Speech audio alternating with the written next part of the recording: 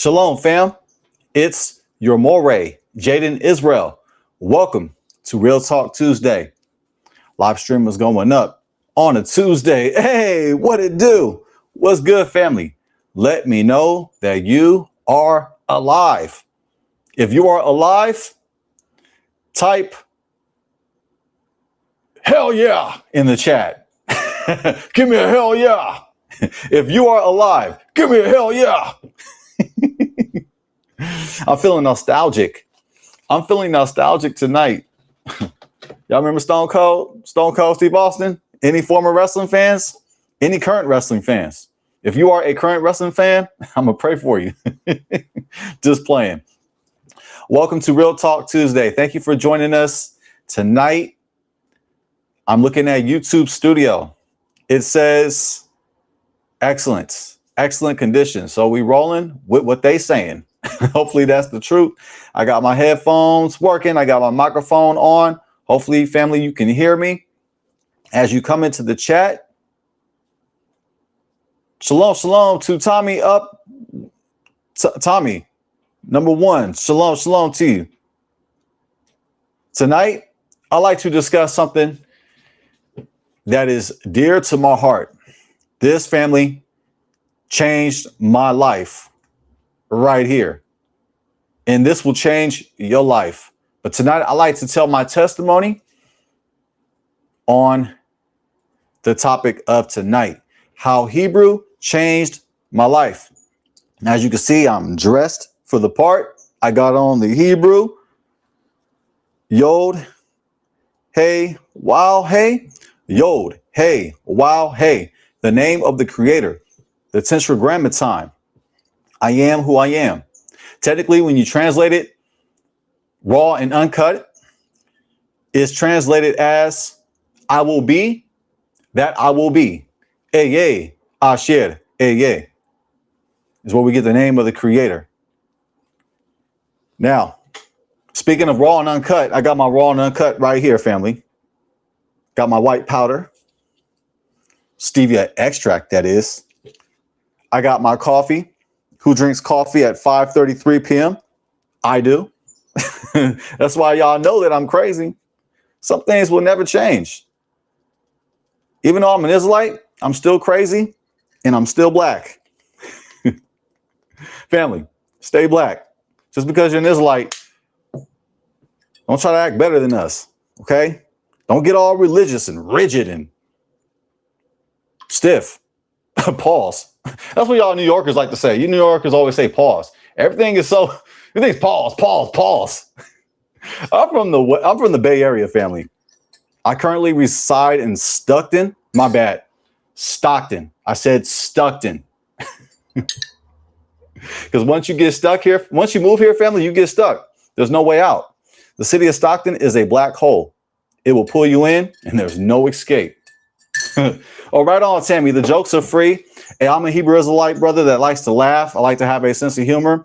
Even if you guys don't laugh at my jokes, I laugh at my own jokes. My jokes are actually for me. And check it, they're free. And so are the mistakes. We are live tonight. No editing. You're going to see all the bloopers tonight. No tricks up my sleeves. How Hebrew changed my life. Now, before I get into my spiel, I got some goodies for you. They say that Christmas is around the corner. That's what they say. They say that Jesus' birthday was around the corner. And we know that's as real as a $3 bill. Check it. December 25th is not Jesus' birthday. I don't know who this Jesus is. I thought I knew, but I didn't know, and I never will. In the words of the former coach, Jim Mora, playoffs. Playoffs. We're just trying to win another game. Okay. Anyways, speaking of flashbacks, I used to be a Christian. So I say this out of love, family, that December 25th is not the Messiah's birthday. Now, I know you're going to say, some of y'all are going to say, well, Jesus, Yahusha, Yeshua is the same person. Okay. If that's the case, if you want to say that, okay, I prefer to say Yahusha or Yeshua. I'd rather say Yahusha than I would say Jesus. But if you're going to roll with the Jesus term, Hey, do what you do. You feel me? Do what you do. You have the right to be wrong. But since you have the right to be wrong and you want to hold on to that name Jesus, check it. He was not born on December 25th. What are you smoking? What is in your cup? Hopefully it's not nothing stronger than this. Jesus is an egregore. I did a video on that. Jesus never existed. Yahusha HaMashiach, yes, he existed. Yeshua Bar Yosef, he existed. Absolutely. Jesus Christ, I don't know that guy. Jesus Christ, Jesus. Who the hell is that? I don't know. Beats me. All right, family. So I got some presents for you. Since they say it's the holiday season, shout out to DJ Drama. I've had some people say that I look like DJ Drama. Shout out to DJ Drama. Anyways, okay, family. So I'm gonna get serious here for a moment. I got some presents for you. I got some late Hanukkah presents for you. If you didn't get any gifts for Hanukkah, I got you. I got some presents for you. Let me go ahead and show you these presents. I'm in the mood of giving.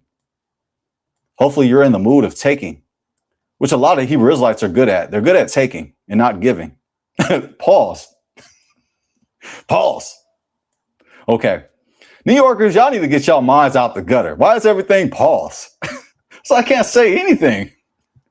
Everything's some innuendo when it's not even the case. All right, family, let me go ahead and share my screen. Shalom, shalom to Zakain, which means elder. Speaking of Hebrew, Zakain means elder. Elder Byron Willer is in the building. Shalom, shalom to you, King. Tonight, I'm going to talk about Hebrew. I'm going to speak about our language tonight. A lot of brews are not doing that. A lot of brews prefer English. And I'm not coming sideways at all. I'm just giving an observation. You feel me? A lot of brews are holding on to the English, but they don't want to take back what you see on my shirt. That's Hebrew. Okay. I promise you. Just extract.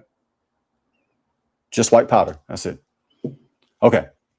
Now, let me go ahead and pull up these presents. Look at these presents, family. Okay, what you want to do when you are on my page,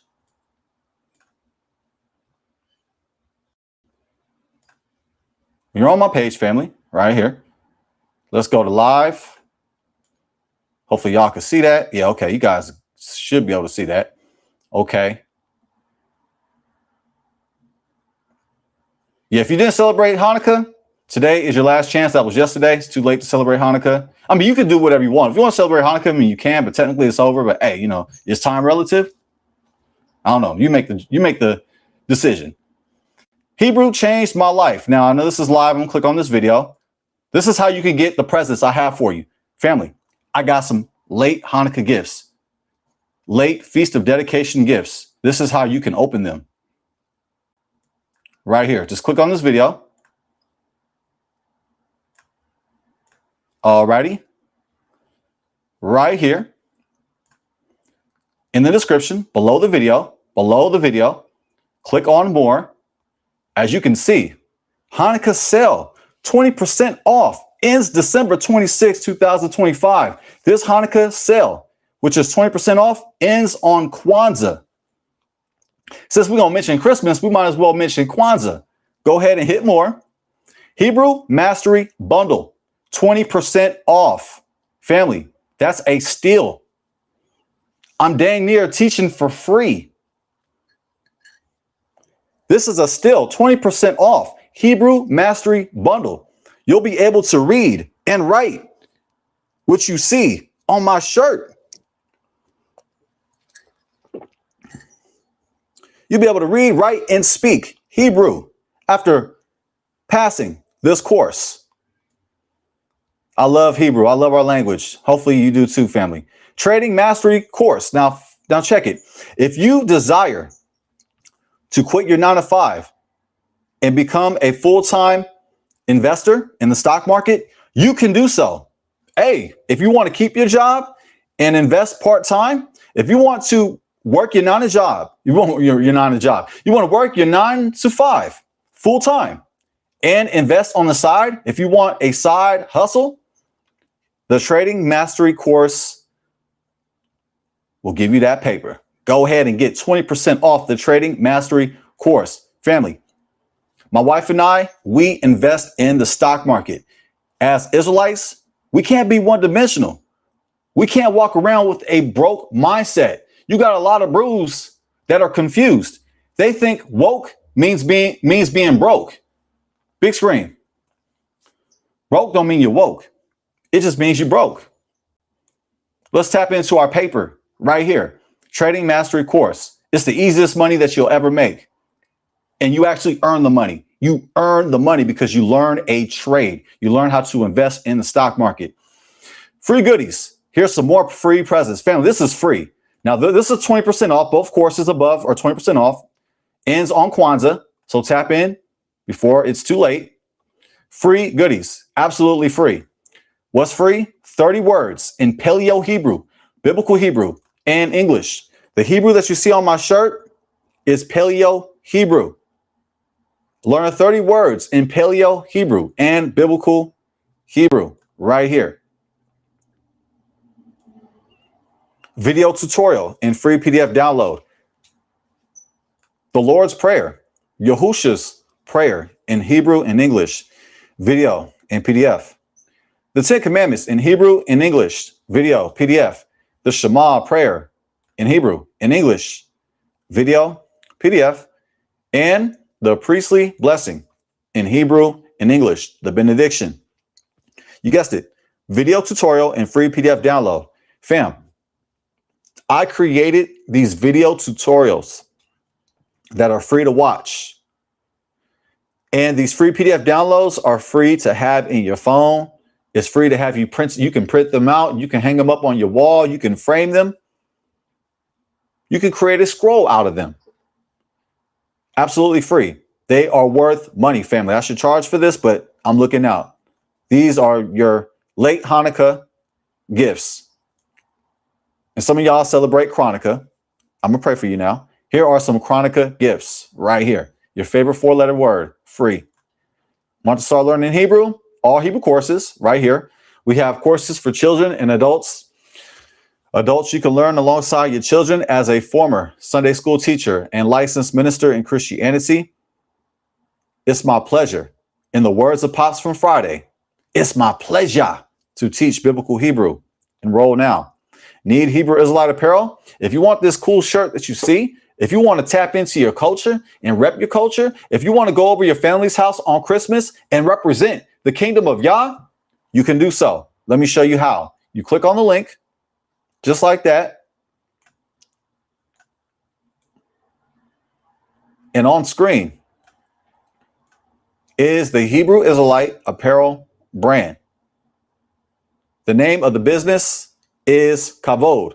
Kavod, styled and legacy. Shalom, shalom to Hebrew Elevation Church. Boy, I'll tell you. Boy, hold on. I gotta go big screen real quick. We got Hebrew Elevation Church in the building. Hebrew Elevation. That brother that you were speaking with today, goodness gracious, you gave that brother that work. Oh man, family. That was strategic and that was violent. That, oh man, that was a brutal fatality. Y'all remember y'all used to play Mortal Kombat back in the day? How many of y'all still playing Mortal Kombat? Finish him.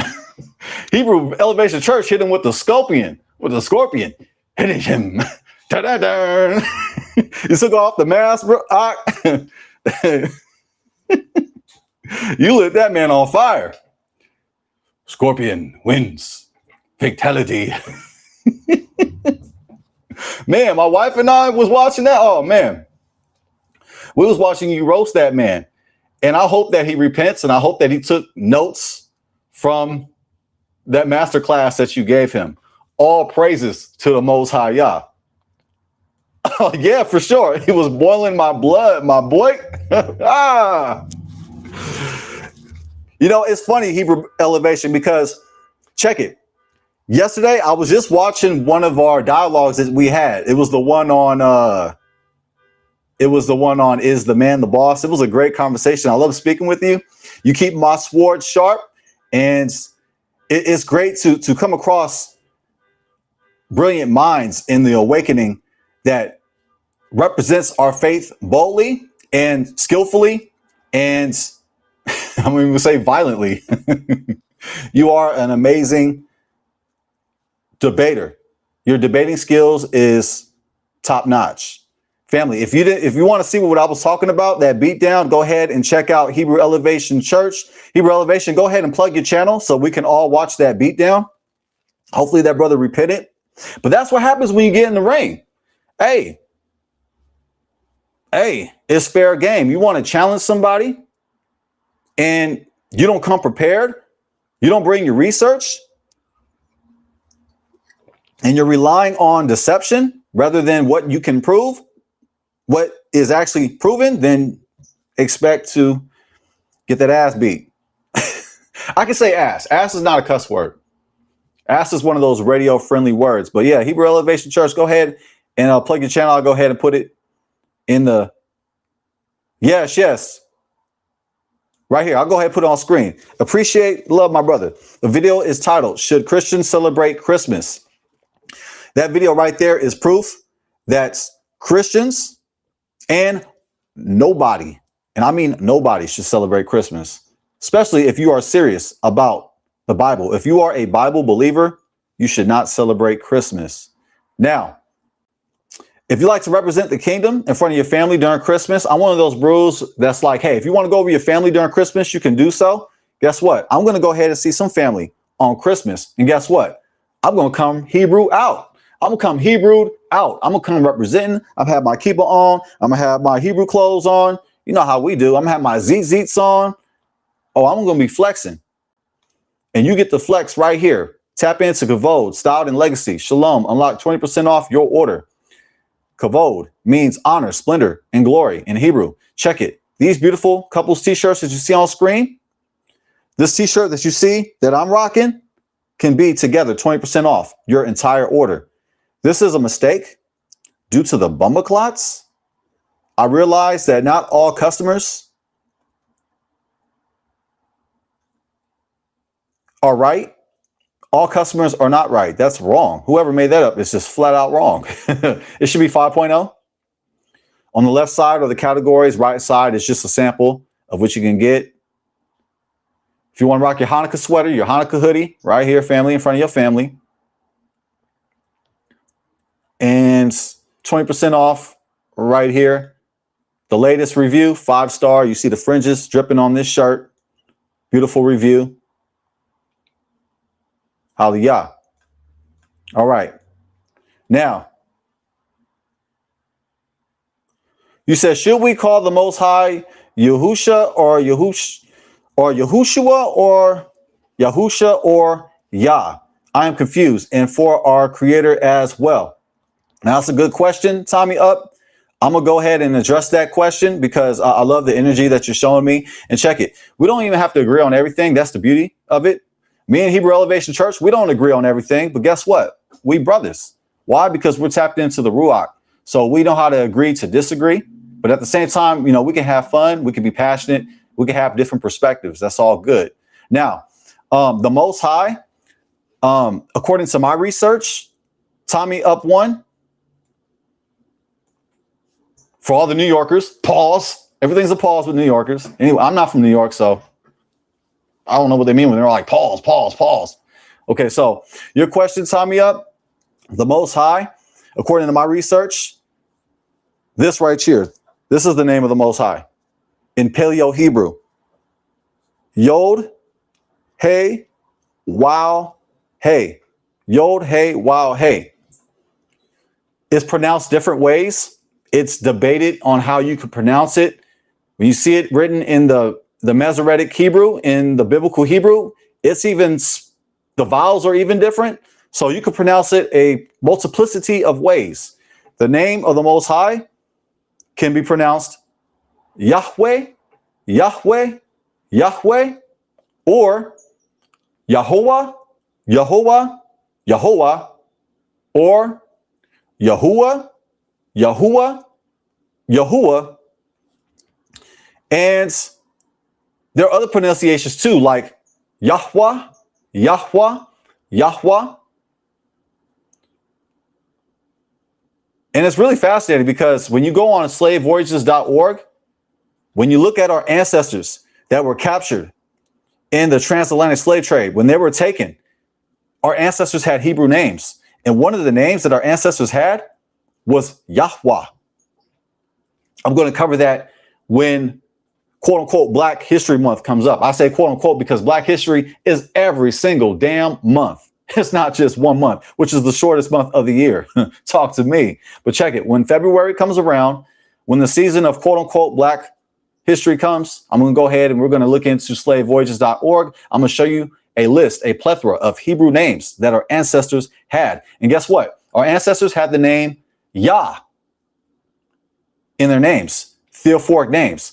And also the name of the Most High is Yah. Yah, Yah, Yah is the shortened version of the Tetragrammaton.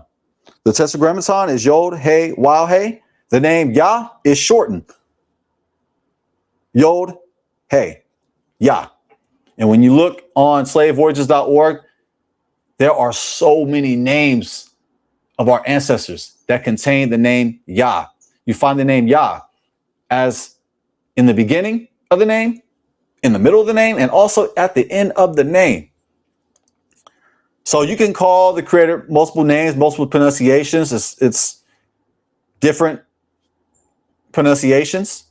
And I lean towards objectivity. I'm not that stubborn bumbleclot Israelite that says you must pronounce the name of the Creator my way. It's my way or the highway. It's not how I get down. Now, we got brews that say Yahuwah, Yahuwah, Yahuwah. However, I don't pronounce the name of the Creator Yahuwah most of the time. I say Yahuwah when I'm speaking to Israelites that speak the Lashuan Kodash. Lashuan Kodash was created by the One West camps somewhere in the 60s. It's I'm trying to think of the elder's name who created it. I want to say it's Araya. Elder Araya created the Lashuan Kodash. That's what he's coined for creating it. So what I like to say is that Lashuan Kodash, it's not biblical Hebrew. Lashuan Kodash, out of all love and respect, is slang. It's Hebrew slang. Lashuan Kodash is Hebrew Ebonics. Now, I have no problem with it if you want to say Ebonics. If you want to say, because I speak Ebonics. I'm an Israelite and I'm still Black. Talk to me. I ain't changing that. Now, with that said, if you want to say Yahweh, that's fine. Just know that that's not the biblical pronunciation. That's a later development. This development, this construct was created in the 60s by Elder Araya from the One West camps of Harlem. Now, the name of the name of the Messiah, Yahushua, you can roll with. For my studies, I see it as Yahusha, Yehoshua, Yeshua. I repeat, Yahusha, Yehoshua, Yeshua. I repeat, like Dr. Umar Johnson, I'm going to repeat it 3 times. The name of the Messiah, from my research, is pronounced Yahusha, Yehoshua, Yeshua. If you want to say Yahushai, once again, that's Lashuan Quadash, which is Hebrew slang. I do speak Lashuan Quadash when I'm speaking slang. But if I'm looking into the scriptures, if I'm reading the biblical Hebrew, I'm not going to read Lashuan Quadash because it's inaccurate, respectfully. But if you want to use it as slang, I think we can go ahead and freak the language and speak slang. So you're going to hear me say Yahweh. I'm going to say Shalom. And you have every right to say Shalom. Just know that's not biblical Hebrew. And if you speak Lashuan Qudash, there's no way. And I mean, no way you can have a conversation back and forth with an individual. You have to rely on a lot of pointing. Your conversation would have to be scripted, and your conversations would have to be extremely short. It's crazy because a lot of these racist Hebrew Israelite camps, not all, but many, that speak Lashon Kodash, they're so quick to call somebody a caveman. But at the same time, it is they that sound like a caveman. Why? Because they only rely on the Lashon Kodash. I repeat, they only rely on the Lashon Kodash. And when you do that, you will sound like a caveman. Everything is blah, blah, blah, blah, blah, blah, blah, blah, blah, blah, blah, blah. You're speaking Hebrew, technically. You're speaking Lashon Kodash when you say blah, blah, blah. Or ba, ba, ba. That's all like Justin Timberlake. Ba, ba, ba. What the hell is that? The hell is ba, ba, ba?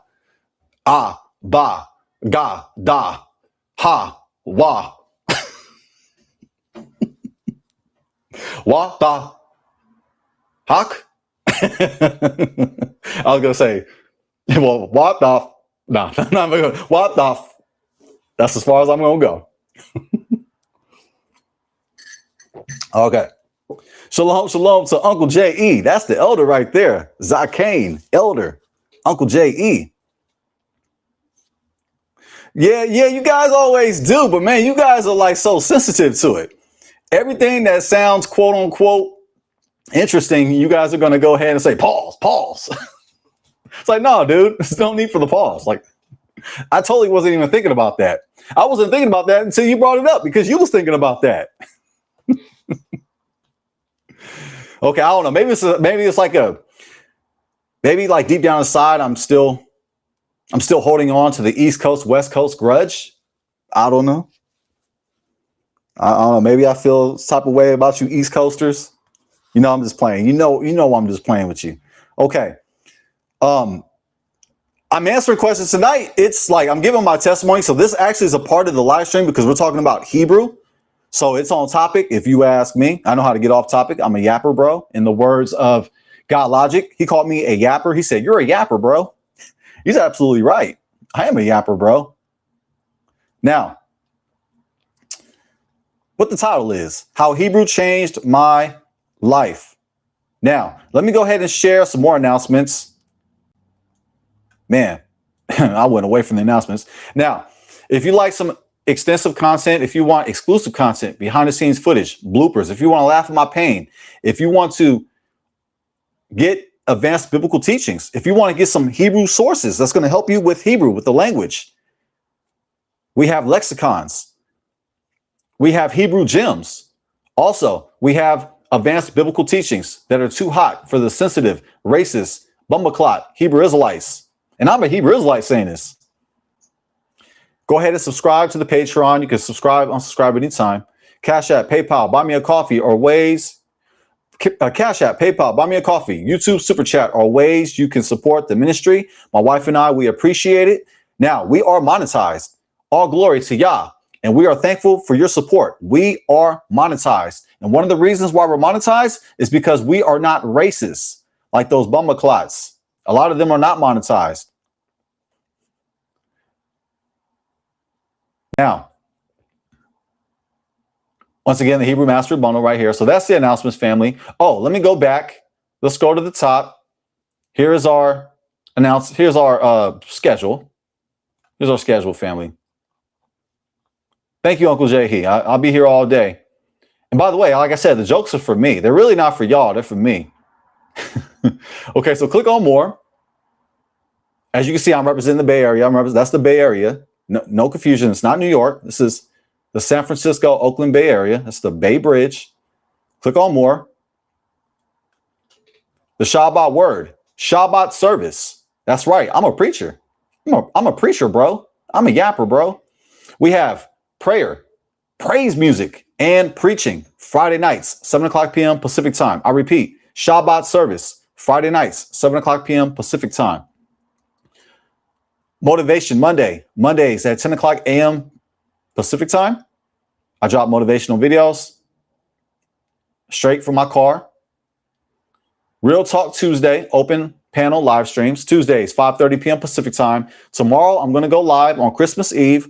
We are going to debunk, wait for it,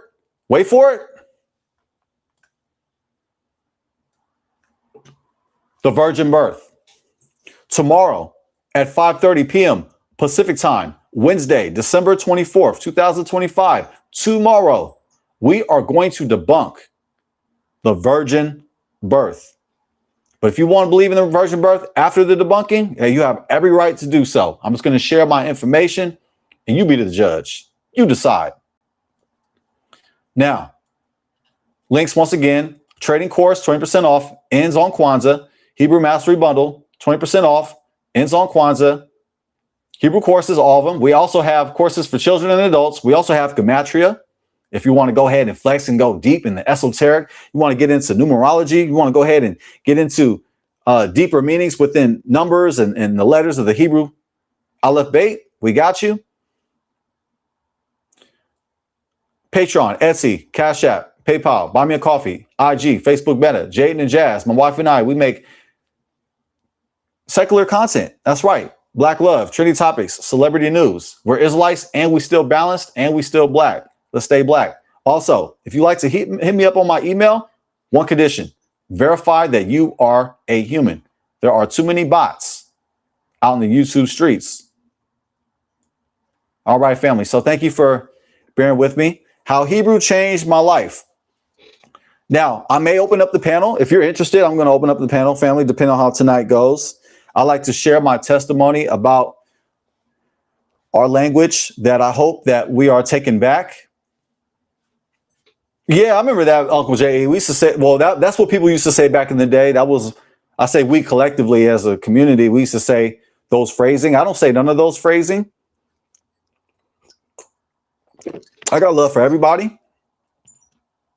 Just because you don't agree with somebody, that doesn't mean you have to hate them. I think we should show mercy. We should show mercy. We should show compassion. Even if we know there are individuals that are doing things that are contrary to what we follow, we should not use those slurs. We should not use foul language, even though I've been guilty of using foul language tonight. I'm just playing. I didn't say any cuss words. Allegedly, I didn't say any cuss words. But what I'm saying is that we have to be the salt and the light of the world. We have to give a soft answer because it turns away wrath, and a harsh answer, it brings wrath. So I got love for everybody. Look, I'm from the Bay. I was born in San Francisco. So I have mercy and compassion for those that you may be referring to, Uncle J.E. I remember one story. I was in the 6th grade, and I remember the 7th grader. He was picking on a friend of mine who was a girl. She was a female. And, you know, I'll say this. She represented herself like a tomboy, but she was cool. She just played basketball with us, and she was cool. She was kind of like one of the boys. You feel me? Like she liked to be on the court and stuff, and we used to hang out. So, we was cool. And I remember this 7th grader, bigger 7th grader, older kid. I remember that he was talking trash on the court that was inappropriate. He was going too far. And you know me, I like to talk trash, but he was going too far. And he said some of those epithets, some of those slurs that are in line with what you have mentioned, Uncle J.E. And you know what I did? I defended my friend. I defended my female friend who presented herself in a way like a male. I defended her, and guess what? I beat that boy ass. I kicked his ass. I remember a big old crowd came up. They all came in. They was like, ooh, ooh. I was like, bink, bink, bink, bink, bink. I was whooping that boy's ass. It felt good. I remember whooping his ass. I remember everybody like, ooh, ooh. And I remember kids following me because I knew that the security, the little, what do you call them? The little recess, the lunchtime police, or what do you call them? The supervisors or whatever. The yard duties. That's the word I'm looking for. The yard duties. I remember they was looking for me. A big old crowd was following me after I whooped that boy ass. They eventually caught up to me. I tried to get away. The moral of the story, I have compassion for those who have taken a different direction than the direction that, we follow in regards to how we carry ourselves with, our sexuality. But I consider that person a friend. And one thing I don't like is a bully. Even to this day, I do not like a bully. And when I look at some of these camps, you know what I see? I see bullies. I see these camps, these chief priests, they are bullies. The way that they talk to our people on the street corner, the vulgar language that they use on the street corner, the way how they talk to Gentiles, the way how they talk to our women. Hey, if you ask me, some of them deserve to get their ass beat, but I'm not going to be the one to do it. Shalom, shalom to Double T, the Hebrew. Tonight, I'm giving my spiel on Hebrew. You know I love the language. I am in love with Hebrew. I love our language, family. And I'm going to talk about how Hebrew changed my life. I've already been talking about it tonight. If you want to come on the panel, if anybody likes to come on, I will open up the panel momentarily. I'd like to go ahead and begin with when I woke up. So in 2018, let me go before that. Let's go all the way back. Okay, so once upon a time, Jaden Israel was born in San Francisco. That's right. I grew up in a Christian home. I have licensed ministers in my family. I grew up in the church.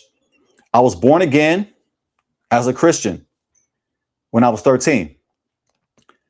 I was baptized at 13. And I was a Protestant Christian. I was a Trinitarian, mainstream Christianity. I taught my first Bible study at 14. I remember teaching it to my neighbors who lived right next to me. They used to come over and I used to teach Bible study. I did Christian rap at 14 with my friends. We were in a rap group. It was the three of us. And I was doing secular rap, but then I started doing Christian rap once I gave my life to Jesus at the time.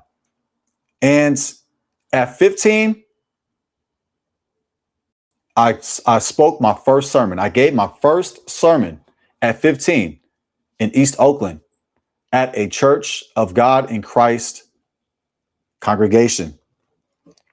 And I was licensed as a minister in 2011. I earned the right to marry you and to bury you. I say this humbly. I earned that. All glory to Yah. So I had my fair experience in Christianity. Oh, yes, I did. I thought I'd never turn back. But I remember one of my closest friends who was also in the rap group. Remember, I mentioned it was the three of us. He used to hit me with this question all the time. He used to say, how did our people become Christians? Family, that question I'm addressing to you. How did we become Christians? I'm talking about us, the Black community, Black Americans. How did we become Christian? And I say this out of honesty. Family, I'm mulatto. I mix some light skin. In the words of Bob Marley, one love. But check it. How the hell did we become Christians? Talk to me. Anybody in the chat, how did we become Christians? My best friend, one of my closest friends, two of those brothers were my best friends. They were also my rap partners. Excellent. I'm going to highlight that. Elders Akane, you always bring in that fire. It was beat into us by our slave owners. Well said. That's how we keep it 100. You know what my response was to my friend's question, who was an atheist, by the way? This was my answer. I didn't have nothing. I didn't have nothing. I didn't have an answer for him. Your boy was confounded. I didn't know what to hit him with. It used to bother me because I used to try to convert him. I used to try hard to convert him. And he's like me. We both like to give different perspectives. And at times we even debate, even though I'm not a master debater. You know, that's not my thing. So many master debaters in the so-called awakening. To me, they're in the awakening. Shout out to marriage. No need to be a master debater. Now, with that said, my close friend used to hit me with that question. How did we become Christians? And my super light-skinned ass did not have an answer. I did. I knew the answer. It was slavery. But I didn't have a comeback. I didn't have a rebuttal that had weight. Right on. Right on, Hebrew elevation. I ain't had nothing. So guess what? Eventually, I started backsliding. I backslid a couple times, came back. I remember I came back into church after I broke up with my girlfriend. We were in a serious relationship. We broke up, and I needed some healing. You feel me? I'm being vulnerable with y'all. You know, a relationship can do damage to you. You know, it can do damage to a brother for sure. It can do damage to a sister. And I was damaged. I needed some help because I was tripping. I was wilding. And I returned back to church. And the church I was going to, it was like a church and an outreach. And I returned back. And immediately when I came back, the pastor was like, I need your help. I need you to help me with service. So immediately when I came back, he put me on pulpit duties. At first, I didn't want to do it, but he saw something in me. I don't know what he saw in me. I'm still looking. What did he see? Because obviously, I looked and I didn't see anything. I don't know what he saw in me, but he saw something. And he made me help him on the pulpit. And yeah, he needed some help. I mean, there was help there, but he just wanted me to help. So I eventually helped, and I served there for several years, and I earned my license as a Christian minister. I earned it, family, the hard way. And I got a lot of opportunities. I got a lot of preaching opportunities. I presided a lot. You know, I did the prayers, did outreach, outside preaching as well. So I returned back, but then eventually I backslid again. And while this is all happening, by the way, so now we're going to fast forward into 2018. So me and my best friend, or me and one of my closest friends who used to hit me with the atheist that I mentioned, the atheist who said, how did we become Christians? We're still friends. And, you know, we're friends since junior high, and we're friends even to this point into 2018. And I remember he would send me videos of Bart Ehrman.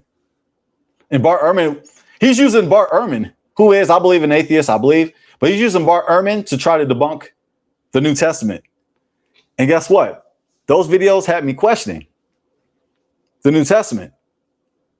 And I rocked with at the time, I rocked with the whole entire Bible, even everything from the New Testament. Remember, I'm an Orthodox Christian. I was an Orthodox Christian.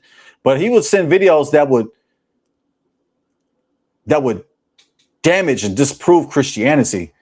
And I started to look into it, and I started to question my Christian faith.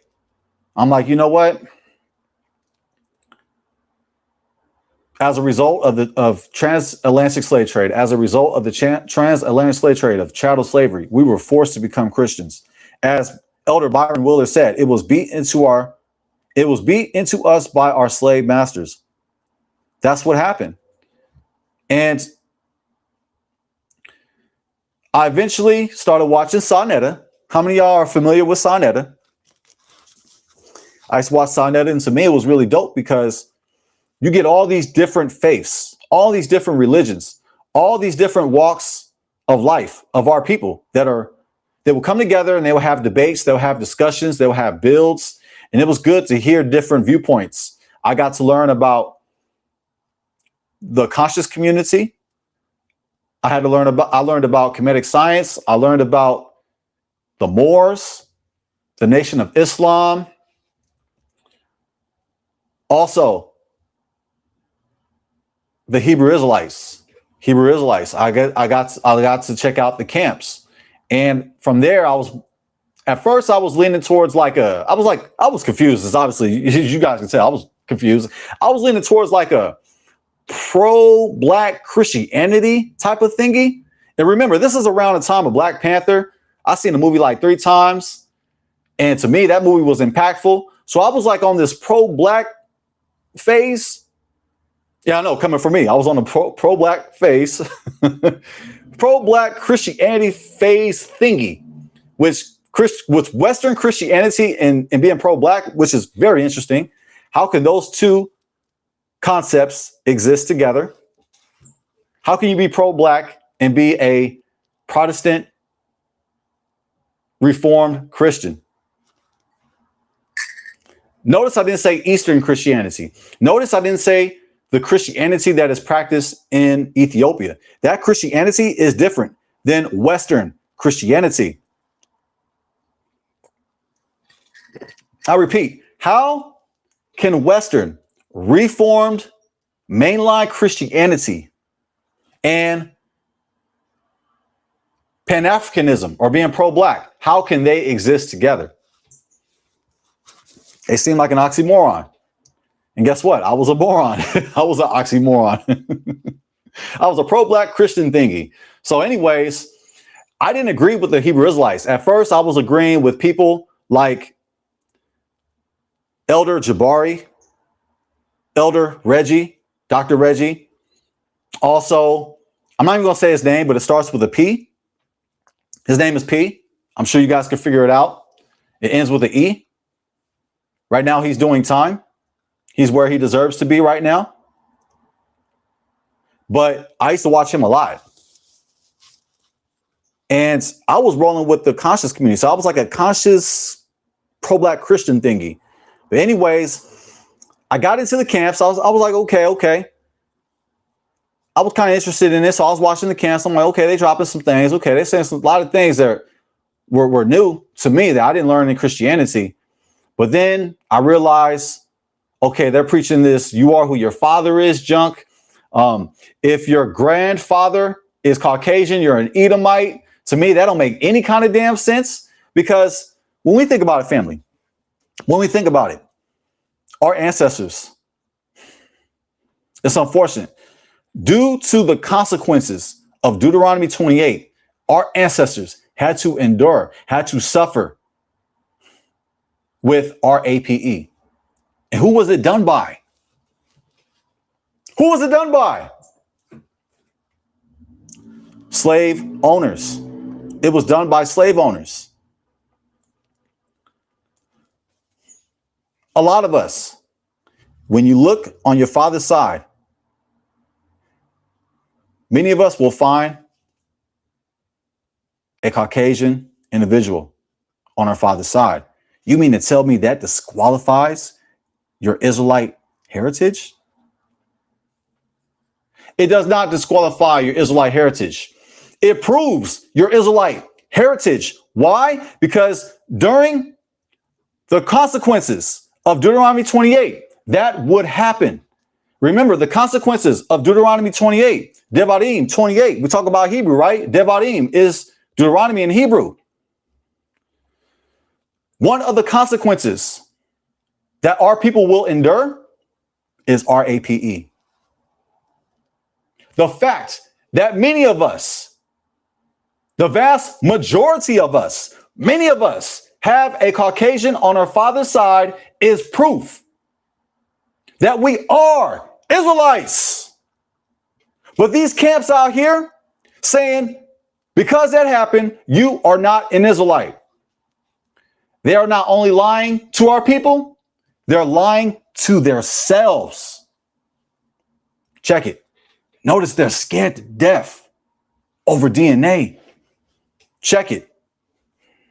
They are shook ones In the words of Mobb Deep, they are shook ones over DNA.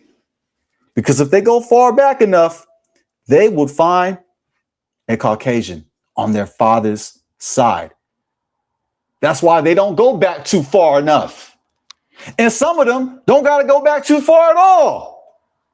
Some of them are lighter than me. Damn near look like a white person telling you that you're not an Israelite.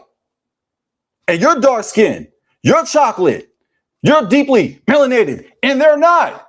They're deeply the opposite.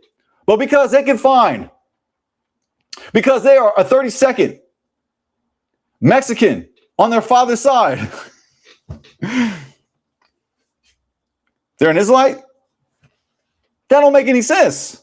It's no diss to no people, no group of people. What I'm saying is that you got this person over here that sure as hell don't look like no Israelite. But if they find out, or if you tell them that you have a Caucasian on your father's side, and we're talking generations back, you could be in the high 90% tile range of African ancestry. And I'm not afraid to say African. I say that with pride. We all come from Africa. All of us, no matter what nationality you are, we all come from Africa. But check it. They gonna flap their gums. They gonna fix their skinny lips and tell you that you're not an Israelite.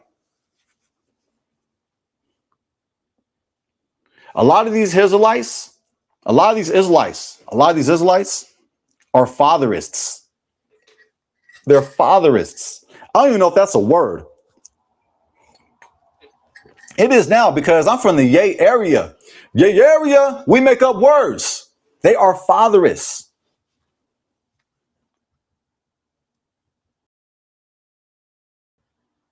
That's right, Elder Byron. Yeah, they don't want to mess with the DNA. They scared to death. They shook. How I made you look.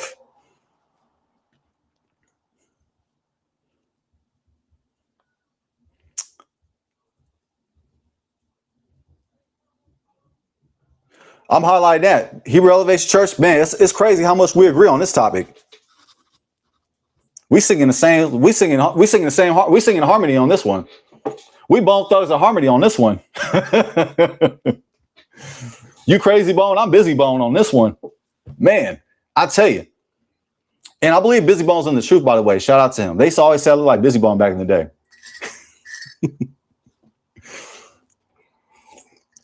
When I'm under that naughty, and I'm under that naughty, I'm gonna be that naughty.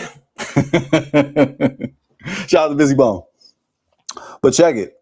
Bone, bone, bone, bone. Anyways, pause. There you go, you New Yorkers. Pause. And I didn't even mean that. I was talking about Bone Thugs of Harmony, okay? And just check it. Like, I still like rap music, okay? I don't listen to secular music how I used to listen to it. But if there's a decent song on the radio, which don't listen to the radio, scratch that. If there's a decent song on the YouTube, I may check it out. Like some of Chance the Rapper stuff, I like. That song, Y'all Know, that's my wife and I's song. That song right there is revolutionary. That song right there mentions the name of the creator, Yah. We're talking about Hebrew tonight. He drops the name of the creator, which is Yah. Y'all know. There's a lot of gems in that video. That's my wife and I's song. That's right, Elder Byron. That's what I'm saying. We're keeping it a buck. It's part of our story. It's a part of our story. But to dismiss it and pretend like it's not there, it's actually self-hate. They actually hate themselves. A lot of these brews actually hate themselves. So I came across this strange ideologies from the camps, and they used to bother me because I'm like, that's anti-black. I remember them telling that to other black folks. I remember them telling that to other mulattoes, that they're not Israelites, that they're quote unquote Edomites. And I'm like, man, to me, it was heartbreaking to hear that. And they're yelling and screaming at our own people, but they don't see us as their own people. They see us as quote unquote Edomites. So I'm like, man, these brothers are confused. And you mean to tell me you got brothers that look like one of the co-chief priests, one of the co-captains of ISUPK. I'm not even going to mention his name. No disrespect, but you got Israelites that look like that have high rank, that are yelling on the street corner, that are saying nigga on the street corner, that are talking crazy on the street corner, that's yelling at our sisters on the street corner. They get a pass, but Bob Marley doesn't? You mean to tell me Bob Marley's not an Israelite? You should slap yourself. If you believe that, slap yourself.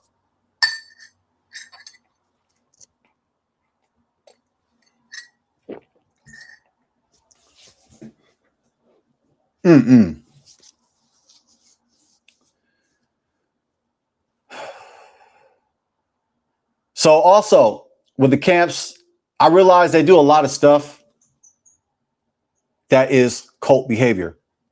I noticed their cult behavior. I'm like, why is everybody dressed the same? Why does everybody sound the same? Why is there like this one leader that has all this power and like he dictates everything? Pause. There we go. That's the word of tonight. Pause. Why is he this dictator? IUIC. IUIC.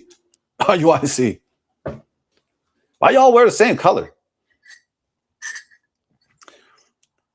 Why you have like this core leader that's over everybody? There's a lot of strange behavior that I saw in the camps. So I started questioning heavy. I'm like, there's got to be something better out there. So this is still 2018. Eventually, we jumped to 2019. 2019, around the turn of that time.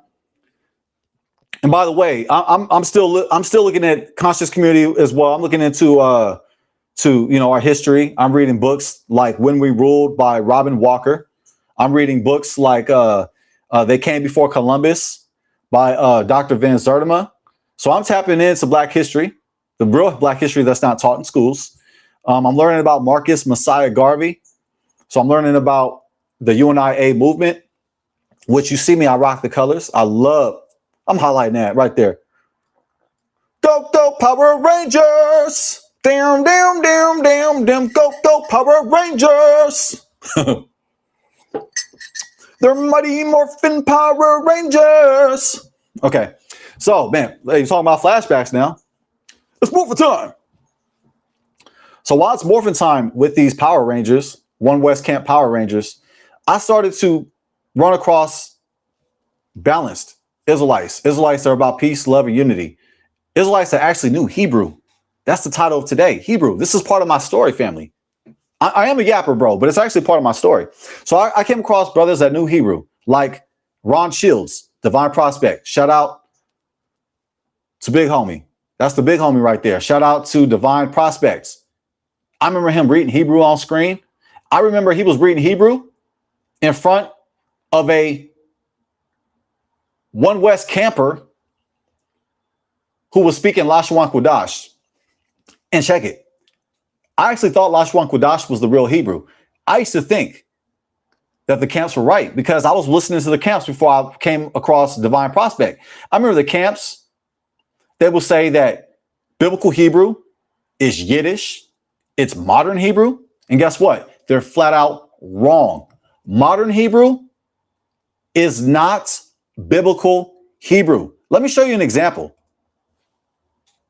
We're going to go ahead and adjust these bumbleclots because they say that biblical Hebrew is quote unquote Israeli Hebrew. That's what they say. While they're speaking that Lashwan Kodash, Bashem Yahweh Shai Bahashai Brakadah. Bashem Yahweh Shem Yahweh Shai Brakadah. And why they say it, why they always mad? You notice that? Why them boys always mad? Bashem Yahweh Shem Yahweh Shai Brakadah. What? Negro, please. Bashem Yahweh Shai Brakadah. The duck? All right. What that boy say? Like, what you say? Okay, so they used to say that's the real Hebrew, which clearly it's not. It's clearly not. It's slang at best. Now, this is real Hebrew. Check it. What you see on screen, by the way, this is what they're relying on. They're relying on 1611 King Lame's version. Excuse me. The King James version. Oh, in the words of Britney Spears. Oops, I did it again. The King James version. They rely on the King James version, specifically the 1611. Check it. The 1611 King James version is Michael Jordan right now.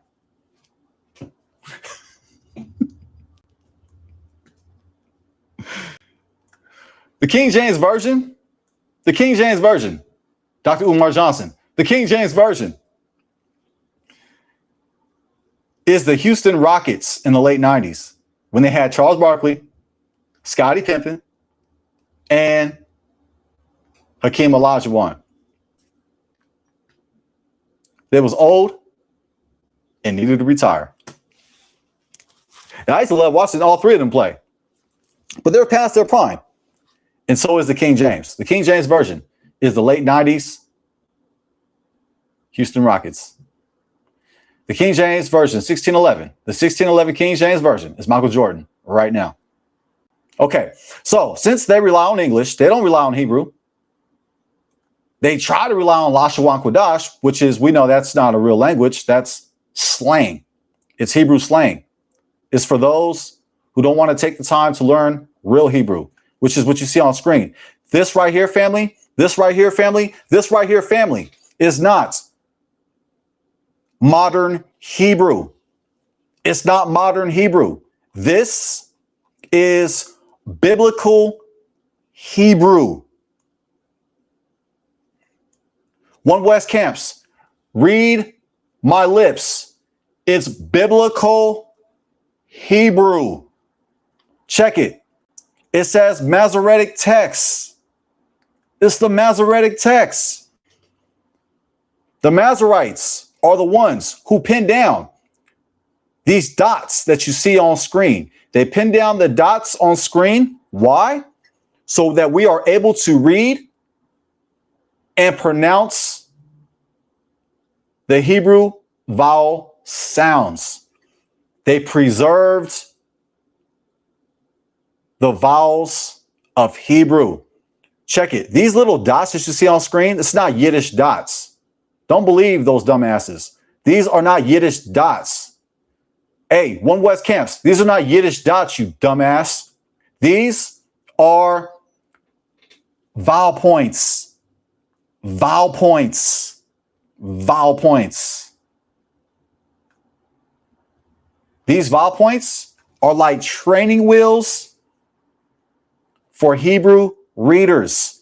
They help you read the Hebrew correctly. They help you read the Hebrew correctly. They help you read the biblical Hebrew correctly.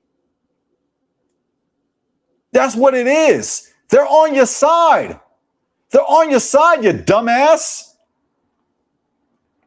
Dumbass is not a cuss word, by the way. Ass is like what? It's like a donkey or something? They're not very smart, right? Like these One West Power Rangers. They're not very smart. I say that because they choose to be idiots. They don't have to be an idiot. It's one thing to be ignorant. I get that. We were all ignorant. Once upon a time, we was eating pork chops and hog maws and chitlins. When we was in Christianity, we didn't know any better. We listened to Pastor Pork Chop. We thought that he had all the answers. But guess what? He didn't, and he doesn't. And a lot of these Hebrew Israelites don't have all the answers. A lot of them are regurgitating the same Hebrew Israelite talking points. I don't even like to say Hebrew Israelite. It sounds clunky. It sounds confusing. It's too long to say. When somebody asks you, so what's your nationality or what's your faith? You mean to tell me you're going to say, I'm a Hebrew Israelite? You notice that initial pause? You notice that immediate stutter? You have to like think about like what you are. You're like, oh, I'm a Hebrew Israelite. It doesn't roll off the tongue. It sounds confusing. You can't find that term in the Bible. Yes, we are Hebrew Israelites, okay? But I prefer to say Israelite. It's shorter. It's accurate. It's biblical. And it sounds better. But if you want, you can go ahead and say, I'm a Hebrew Israelite. Sound like a damn horse. I'm a Hebrew Israelite. Giddy up, horsey.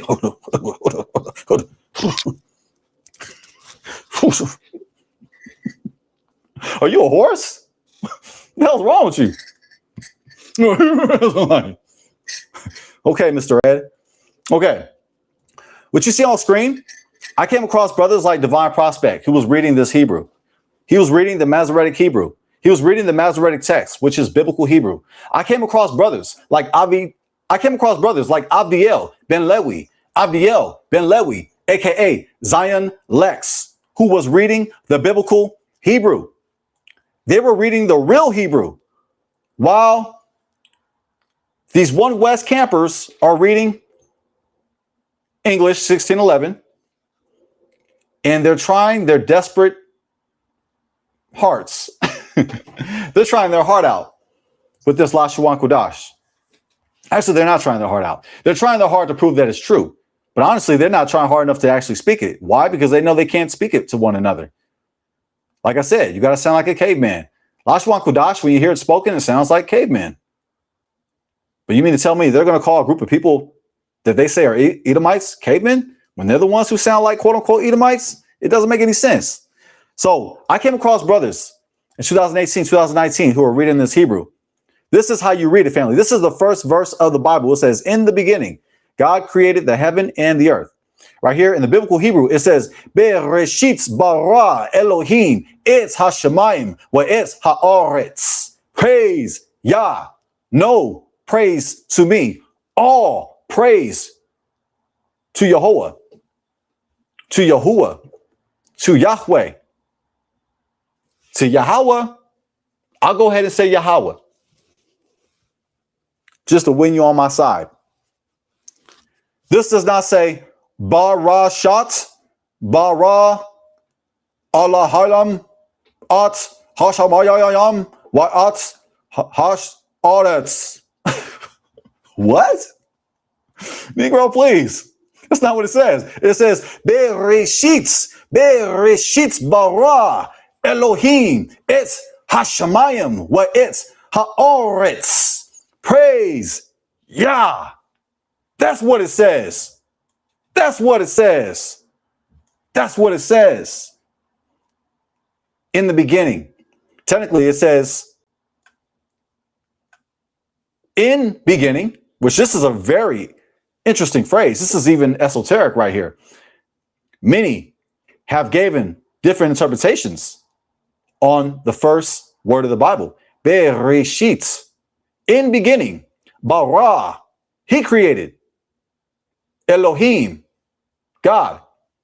It's. Direct object marker. Hashemayim. The heavens. The King James says heaven. That's wrong. King James got it wrong. It says heavens. It's dual plural. It's a dual plural. It's a dual plural. Heavens. Hashemayim. Some say Hashemayim. That's incorrect. It's Hashemayim. Mayim. Mayim. You say ayim. Kind of like the dog food. Ayim. Ims. Ims. It's kind of like it's like an ayim. It's like a group of vowels pronounced at the same time. Ayim. Hashemayim. What it's? Haaretz. Haaretz. Haaretz. Praise Yah. What it's and direct object marker. Haaretz. The land. Or we can interpret it as the earth, but technically it's land. It says earth, but technically it should be land. In beginning, Elohim created. And this word created, I mean, you can say created, but it's more like to fill or to fatten, to create, to shape, to form, to fashion. Create, we can roll with. To make yourselves fat, to shape, to create. Elohim created. Direct object marker, the heavens, and direct object marker, the land. In beginning, God created the heavens and the land. That's how it translates. It doesn't translate as this. Barashat, bara, Allah halam, At hashabayam wa at ha'adatz. No, bro. No, bro. No, bro. Bro. No. So I came across brothers who actually knew the biblical Hebrew. Fast forward 2019. I embraced my Israelite heritage. I remember I was sitting on the couch. I was watching a documentary from Hebrew Nation Building, and the information was really compelling. It was new information that was not taught in Christianity. I mean, it's actually old information, but they're bringing it to the light where it's actually new to a lot of us. But they did a fantastic job. Also, by the way, check out their documentary that they did on Tubi, Reclaim the Throne. But at the time, this was a different documentary that I saw on YouTube, and they did a fantastic job proving our heritage, proving that we're Israelites. Black people throughout the diaspora are Israelites, and they did a great job. And I remember watching that. I want to say it was around the springtime of 2019, and I remember crying. I remember sitting on the couch, watching the documentary toward the middle end, looking at the screen and crying. And check it. I don't cry. My wife is a witness, I think. She might have caught me now. She might have caught me crying once or twice, but check it, family. I don't cry. If I'm going to cry, I got to use the restroom. You feel me? You ain't going to see no weakness on me. I don't cry much, family. But I cried. I broke down. I was boo-hooing. Sitting on the couch watching that documentary. And I was convinced that it's time to embrace Torah culture. It's time to take back our nationality, heritage, identity. Our identity, our diet, our culture, our names, our language was stripped from us. It was taken from us. Today is the day to take it back. If you haven't taken it back, what you waiting for? I needed a paradigm shift in my life. I realized that Christianity has a lot of blood on its hands. I realized I can't run from the truth. I can't put the dirt under the rug. I can't hide the crimes that Christianity has committed upon our people. I cannot hide. I cannot defend the lies Christianity has told our people. We have drinking the Kool-Aid long enough. And trust me, I'll let me some Kool-Aid. I grew up on Kool-Aid. Talk to me, sweet or sour, either way. I remember putting Kool-Aid in a baggie, check it, mix it up, put some sugar on there, and dip it in with like a sucker, or eat it right out of the palm of your hand. That was nasty. But check it. We need to put down that Kool-Aid. That Kool-Aid is poisoning our people. It's time to put down the cup of Christianity. Christianity has intoxicated our people to the point where they believe that a Caucasian man is their God.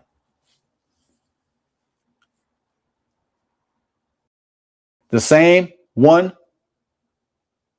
who has oppressed them is the same one who rules over them. He is the same one who is their God. Check it. It's not just white Jesus. It's black Jesus. We don't worship a man. We don't worship a man. We don't worship a woman. We don't worship a white man. We don't worship a black man. We worship the Most High, Yah. Yes, let's follow in the example of Yeshua Bar Yosef, in the example of Yahusha HaMashiach. Why? Because he followed the Torah. He followed the law. He corrected the Pharisees and those in power who were manipulating the people, who were caught up on focused on their own fame, focused on their own clout, focused on their own position. They were like today's pastors who manipulate the people, who rob the people, and who oppress the people. A lot of our pastors within our black community are robbing our people. I used to be robbed. I used to get robbed by Pastor Pope Chop. He used to live in a gated community while our people lived in the projects. He will pull up to church in a Mercedes Benz off the backs of the hard labor of our community in the projects, while he can't have a real job, while he can sit on his fat ass and preach a canned sermon that he downloaded on the internet. A lot of them are robbing our people. A lot of them are poverty pimps. That's right, poverty pimps. A lot of them are pimping our community. And check it. In Oakland, East Oakland, there's a church on every street corner. Dang near. Sometimes there's multiple churches on the same corner, on the same turf, on the same block. You got multiple churches competing with one another. So I came across balanced Israelites like Zion Lex, Avdiel Ben Lewi.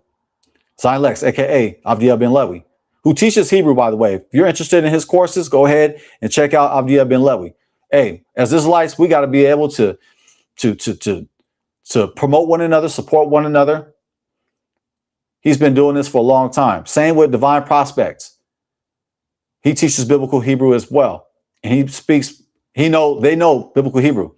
Also, I came across DCB channel, Da'at, Chokmah, Bina, which means knowledge, wisdom, understanding. Da'at means knowledge. Chokmah means wisdom. Bina means understanding. Salute to DCB channel. I watch them all the time. I watch my elder, Nasik Zorishadai Ben Yehuda. Nasik Zorishadai Ben Yehuda. He's been doing this a long time. He is a legend in our community. He is from the original B'nai Zaken. And he still got it. He ain't lost a beat. He still got it. I love to listen to him every week. I love to ask him questions. And I enjoy the knowledge that he shares with our people. So salute to Crown Prince Nasik Zorishadai Ben Yehuda. People like him, people like the congregation DCB. Shout out to Uziel Ben Lewi, Rosh Uziel Ben Lewi, Chief Uziel Ben Lewi. People like Oni Love Austin, with her groundwork, her research, her scholarship that she has brought forth by going to the motherland many times. She has touched down. She has went to the motherland many times. She is a scholar in our community. She is the author of Prophetic Whirlwind. Also, Hebrew Nation Building.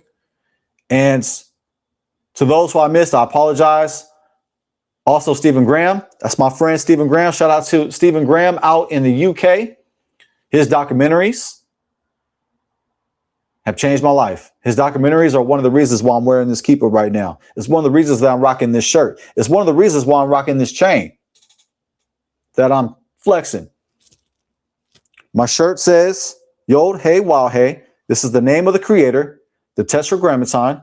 In my chain, I made when I came into the awakening. When I learned biblical Hebrew, guess what? I learned biblical Hebrew in 2020. 2020 is when I learned biblical Hebrew. Remember, I learned about the awakening in 2018. I was like on the fence. I'm still holding on to Christianity, like a pro-black version mixed with consciousness. But then in 2019, I embraced my identity as an Israelite. 2020 is when I learned biblical Hebrew. I learned from Zondervan, which they teach biblical Hebrew, not modern Hebrew, not Yiddish. There is a difference. To all those that think they're the same, you are wrong. Biblical Hebrew is not modern Hebrew. This Hebrew that you see on screen is biblical Hebrew, is Masoretic Hebrew. This is not Yiddish. This is not modern Israeli Hebrew. I'll give you an example. The letter wow, which is right here, this little slingshot looking thingy right here, this little Home Alone slingshot. It's around that time Home Alone gonna be playing. And guess what? If I catch Home Alone, I'm gonna end up watching it. That's a classic. Some things will never change. Now, with that said, the letter wow, let me show you on Hebrew. I'm gonna give you a little tidbit right here. Hebrew lesson right here, family, free lesson. This letter right here in the blue Hebrew highlighter, y'all see that in the bluish purple? That's the letter wow. Wow. That's right. The same sound that you make when you watch one of my sermons. That's right. Wow. Wow. That's what our language will make us say. Wow. Right here, the letter wow. The slingshot is the blue Hebrew highlighter. Is the letter in the blue Hebrew highlighter. It's the consonant in the blue Hebrew highlighter. Right here. I'm going to show you with it raw and uncut with no vowel points. That right there is the letter wow. That's biblical Hebrew. However, modern Hebrew, this letter is pronounced vav. This letter is vav. Vav. That's modern Hebrew. Vav is modern Hebrew. However, wow is biblical Masoretic Hebrew. So I had to learn all this, family. I had to unravel. I had to undo. I had to throw in the garbage a lot of these lies the camps teach. I had to start all over. It took me some time now, but I'm so glad that I am to the point where I can research on myself. I don't have to rely on a chief priest who yells at people on the street corner to tell me what's true. I can research for myself. And I encourage you, family, to do the same thing. Research for yourself. Double check your moray. We all make mistakes, and I'm not afraid to admit it. However, I try my best to not make them. When I'm giving an opinion, I'll let y'all know. I say from the book of Jayden, from my opinion, this is what I think. Then I'll go ahead and give my opinion. However, my opinion is not biblical commandments. My opinion is not scripture. They are what they are, my opinion. And we have the right to make opinions, but let's not make our opinions authoritative. Let's not create a cult. Let's not be a cult leader. Let's stay away from cults. I did a video on cults. An scholastic article that shows whether you're in a cult. And if you're in a cult, I pray that you get the hell out of Dodge. Get the hell out of there. Get out and keep it moving. Run for the hills. If you are in a cult, or if you think you're in a cult, I got a video for you. This is a scholastic video. I like to rely on sources from scholars, and I like to draw my own conclusions, but I like to look at real sources and check it. They don't have to be from so-called Hebrew Israelites. They can be from anybody. If it's facts, I'm rolling with it. No matter what you look like, no matter what your nationality is, I mess with it. Now check it. On screen, is that the one? Let's see. No, I think I'm in the wrong department. Let's see. Do I have that shared? Let's see. No, let me go ahead and show this video. This video right here shows whether if you are in a cult or not. Hopefully, family, we're not in no damn cult. Christianity is a hell of a drug. Christianity has done a number on our people. We don't need to leave Christianity and join a Hebrew Israelite cult. They're out there. Just because they're a Hebrew Israelite does not mean they're speaking truth. Right here on the right side, it says, are you in a cult? Signs, you're in a cult. I repeat, are you in a cult? Signs, you are in a cult. This video, I read a scholastic source that determines whether you're in a cult.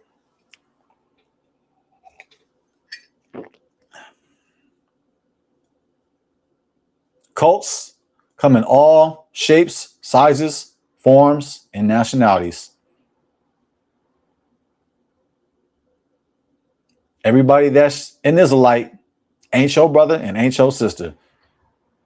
That's right. Same here, Elder Byron. Christianity's a hell of a drug. I was fixed on Christianity. I was strung out on Christianity. I used to preach on the pulpit. I was strung out like a junkie. I needed a fix. I was strung out on Christianity. I needed another hit. I was like, I need some more Christianity. Put it in me. Pause. That's the word of the night. Pause. I was like, where my belt at? Oh, I need another dose of Christianity. I need some more Christianity right here. Christianity. This is actually stevia extract. It's healthy. It's natural. It's from a plant. So 2020, I learned biblical Hebrew. And after I learned biblical Hebrew, family, I created this chain. This chain is, by the way, let me say this. This Hebrew that you see on my shirt, this is Paleo Hebrew. This is Paleo Hebrew. Paleo Hebrew. Paleo Hebrew. This Hebrew right here is actually called Proto-Sinaitic. This is the Proto-Sinaitic. I made this chain. I'm a carpenter by trade. I'm a CNC programmer / operator. I stand around and push buttons. Pause. Okay, that was an unnecessary pause. Okay, so I made this chain. As you can see, I wrote the name of the creator right here. Yod. Hey. Wow. Hey. The name of the creator. The Tetragrammaton. I repeat. Yod. Oh, my bad. Yod. Hey. Wow. Hey. The Tetragrammaton. Pronounced Yahweh, Yahuah, Yahuwah, Yahuah, Yahuwah. Some people even say Yahweh. This is made out of sapelli. The wood is sapelli. Sapelli. As you can see, it got like a holographic. Don't it look like a Pokemon card? Y'all remember y'all used to have Pokemon? I used to have Pokemon cards. Come on, ain't no shame in my game. Come on, let's stop pretending. Remember the Charizard? Don't this look like the Charizard? Y'all remember Charizard? Look like a holographic. This wood right here really does that. It's like different colors within the species of wood, sapelli. And guess where this is grown? Guess where this is grown? Africa. You can find this in Western and Central Africa. where many Israelites went after we were scattered from Northeast Africa, aka Israel, which is on the tectonic plate of Africa. Shout out to Stephen Graham, my friend who lives in the UK. He brought that out in his documentary. Northeast Israel is Northeast Africa, Middle Eastern deception. That's the video. It went viral. So right here, this is made out of sapelli wood. And look at it. This is dope. Look at it. Look at the design, family. I put a route on there. You see, this is written in there. This is not written on top. You see that? So after I learned Hebrew,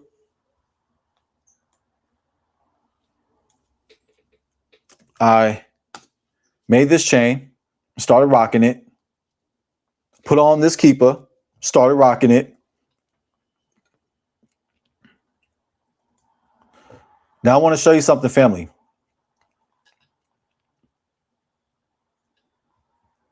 Let's go to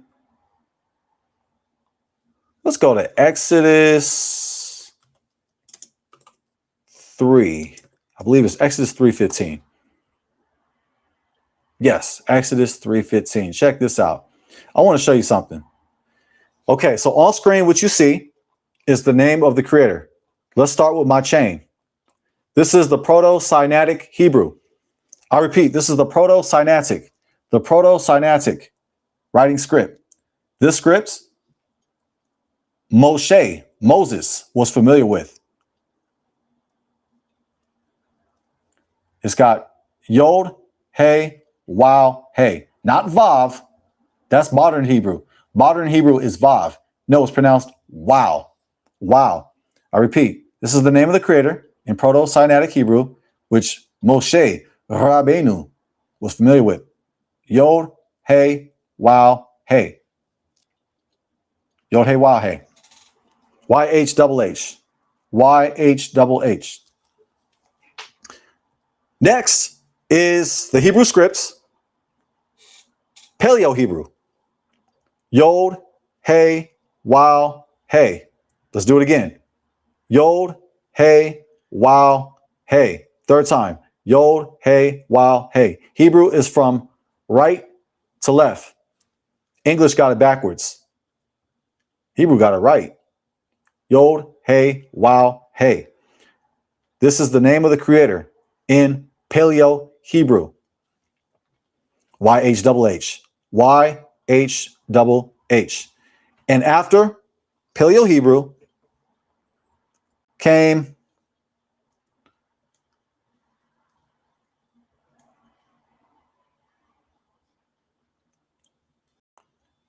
Square Hebrew.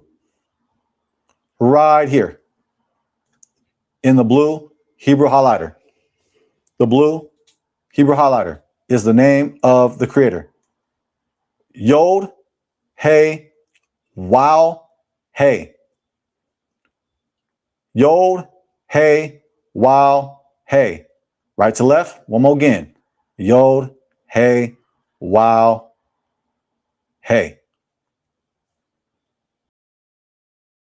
And Elohim said, moreover unto Moshe, thus shalt thou say unto the children of Israel, Yahuah, Elohim of your fathers, the God of Abraham, the God of Isaac, the God of Jacob, has sent me unto you. This is my name forever, and this is my memorial unto all generations.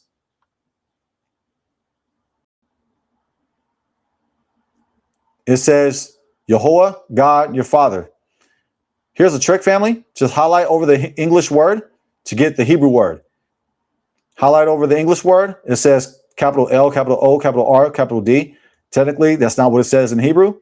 In Hebrew, it says Yod, Hey, Wow, Hey. Right here. Cheat sheet, you can scroll down. Left side, English. Right side, Hebrew. Right here, family, as you can see. And we'll go ahead and get it. The Lord, right here. And the word is Yahuah. Not Jehovah, Yahuah, or Yahuwah, or Yahweh.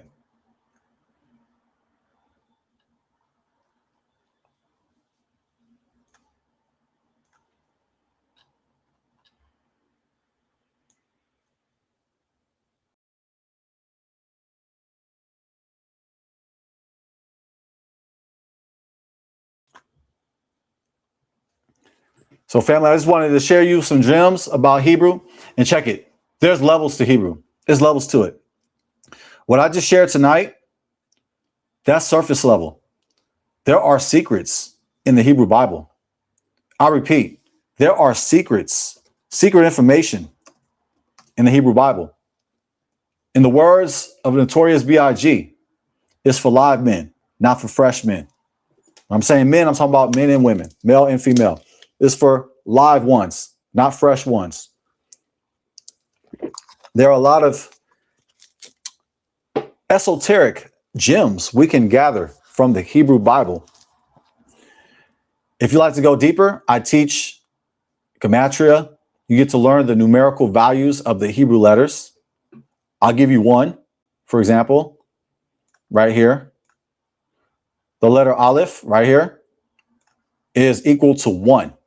Aleph in the blue Hebrew highlighter is equal to 1.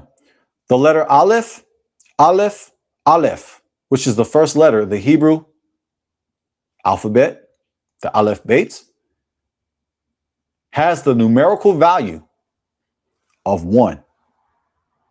1. 1, 1, 1. That's right, family. 1. I'm going to give you that.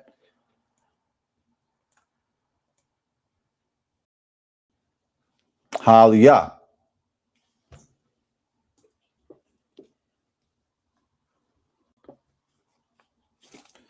So I've learned biblical Hebrew in 2020 around the pandemic, and it's changed my life. It's changed my life, family. I think about our language every day. I'm fortunate to be able to pray in biblical Hebrew. And I say this out of humility. I promise you, family, it is a blessing. It is a blessing that my wife and I, we can say Hebrew words to one another. It's a blessing that we can say Hebrew words that we are familiar. Just knowing one word is a blessing. Every consonant, every syllable, every sound of Hebrew is a blessing. It was the language that was spoken by our ancestors. Throughout Africa, throughout Western Africa, Central Africa, before we were taken captive as slaves in the transatlantic slave trade, we had Hebrew names. We had the name Yah, Yah, in the names of our ancestors.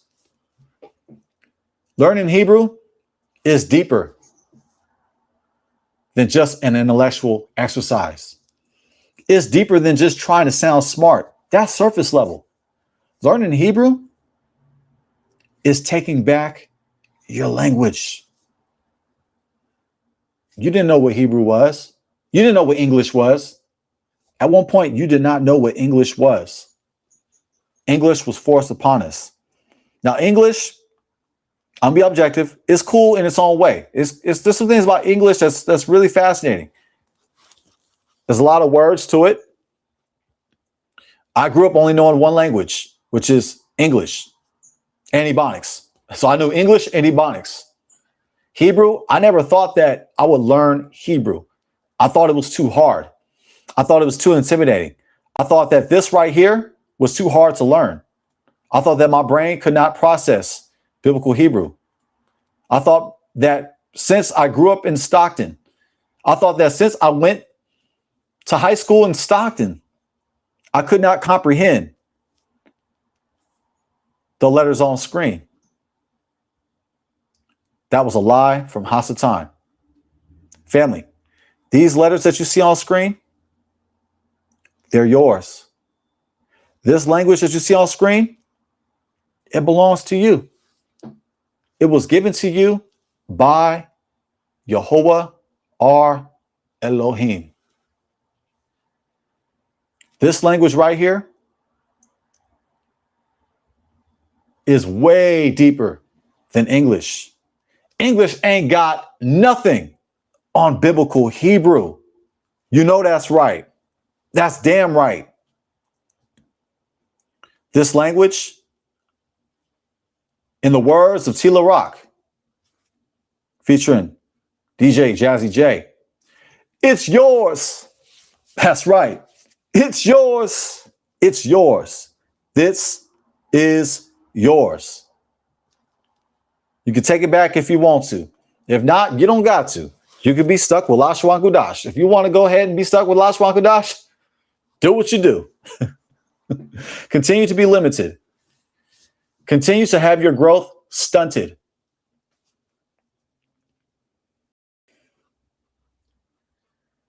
It's a shame you have a lot of Israelites pushing that lie. They say biblical Hebrew that you see on screen is Yiddish. That is a lie. It's false. This is biblical Hebrew. Hebrew is deeper than just an intellectual exercise. Hebrew will bring you closer to Yah. As long as your heart is circumcised, as long as you stay humble, because learning Hebrew can make you prideful. It can puff you up. It can make you sound smarter than somebody because you have a skill set that many don't have. You have a skill set that many Christians don't have. You get to debunk Christians by learning biblical Hebrew. If that's not the reason, that's the reason right there that should sell you. That's the reason that should convince you to learn biblical Hebrew. Why? You get to debunk Christians. Learning biblical Hebrew is like learning a martial art. It's like learning jujitsu. It's like learning jujitsu. It will put you, the skill set of biblical Hebrew will allow you to put your opponent in submission holds they never seen before. You'll be able to put them in the Brett, the Hitman Hart sharpshooter. You put them in that sharpshooter, got the legs like this, you sit down, pull back, tap, tap, tap. It's over. You'll have these Christians and these Hebrew Israelites tapping out. Biblical Hebrew is like learning a martial art. Biblical Hebrew will allow you to understand what the Bible is saying. It will bless your studies. It will make you smarter. Biblical Hebrew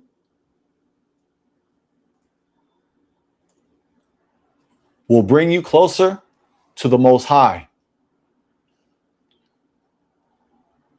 It will bring you closer spiritually to the Most High. You are speaking the words of the language the Most High gave us. It's a spiritual experience that I hope one day you get to have. You won't have it if you're speaking Lashwan Kudash. You'll just sound like a dumbass. However, if you decide to turn back to your language and learn biblical Hebrew, you will get a spiritual high. You will have chills down your spine. Why am I saying this?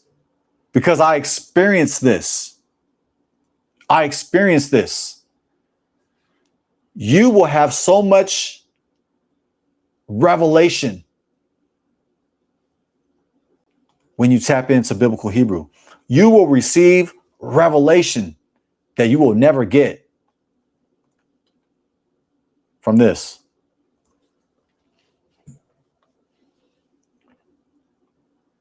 This language you see right here is Western. It was forced upon us through slavery. This language right here is Afro-Asiatic. This language right here is holy. Learning Hebrew, looking at the words the letters, the numerical values, is like looking into a kaleidoscope. A kaleidoscope. A kaleidoscope. You will see many colors that you've never seen before. You will see lights, illumination that you've never seen before. And I'm not talking about Illuminati. No, I'm not talking about that. I'm talking about being enlightened to the scriptures, going deeper in your studies, being on a higher vibration. These letters are vibrations. The Most High spoke creation in existence when he spoke these letters. The Most High spoke creation into existence. Bereshit bara Elohim et hashamayim wa et haaretz. Praise Yah. The Most High spoke time, space, matter into existence. I'm so blessed that I'm at the point where I don't need the training wheels. The training wheels are right here, family. But when you go deeper, you don't need them. You can read Hebrew without it. Bereshit bara Elohim et hashamayim wa et haaretz. Bereshit bara Elohim et hashamayim wa et haaretz. In beginning, created Elohim, it, the heavens, and it's the land. Bereshit, time, Hashemayim. Let me do that again. Bereshit, in beginning, time, Hashemayim, heavens, space, Haaretz, the land, matter, time, space, matter.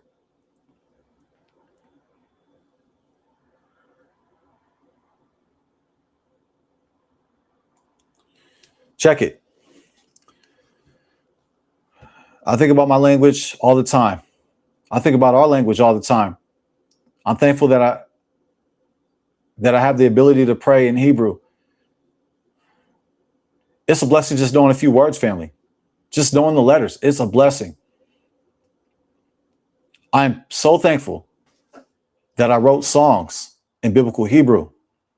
That's right. I wrote songs in biblical Hebrew.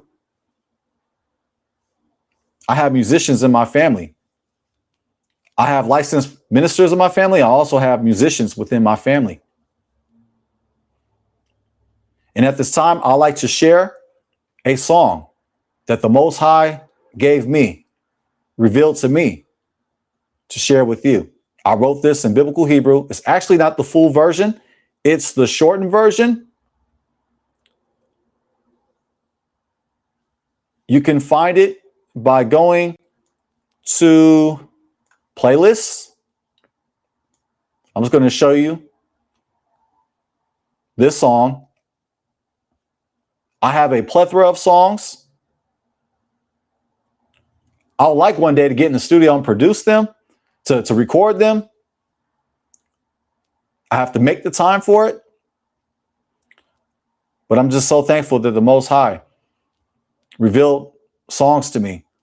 And family, music brings us closer to the Most High. The Most High says, sing a new song. If you have a voice, you can sing a new song, and you can do it in Hebrew. It's dope in English, don't get me wrong, but it's doper in Hebrew. That's right. Our language is so beautiful. The sound of it, the meanings of it. Let me show you what I'm talking about. You can go to playlists. You want to go to music, the music playlist.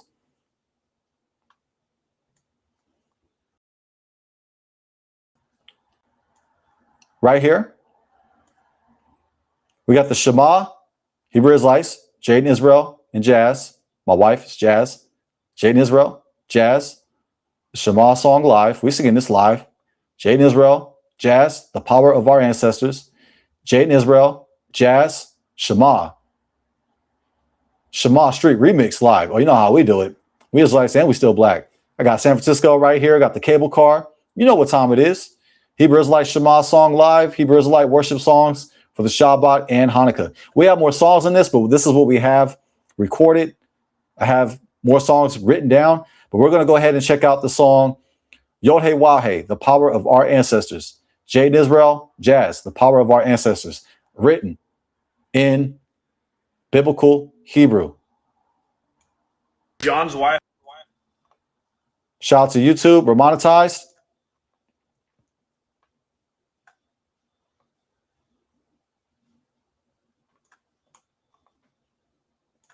Make sure we turn all the way up.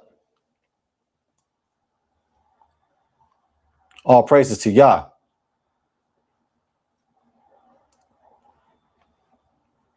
And family, sing with us.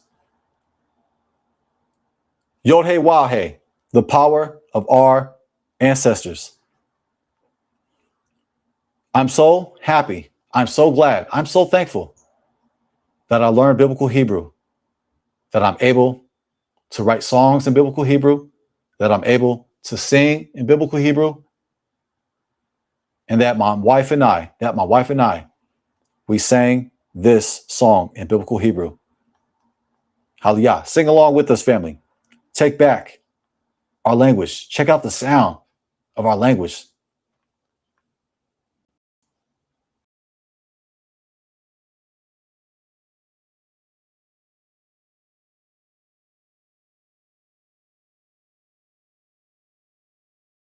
Sing with us. Elohei Avotenu, the power of our ancestors. Yes. Hallelujah. Hallelujah. Sing with us. Elohei Avotenu, the power of our ancestors. Yes. Hallelujah. Hallelujah.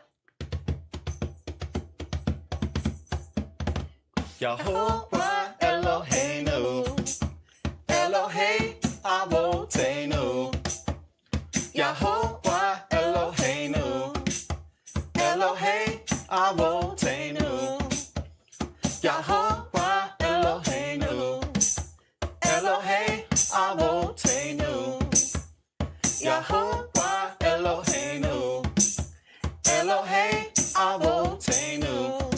Bridge. Nirba, nirta, be'uzenu,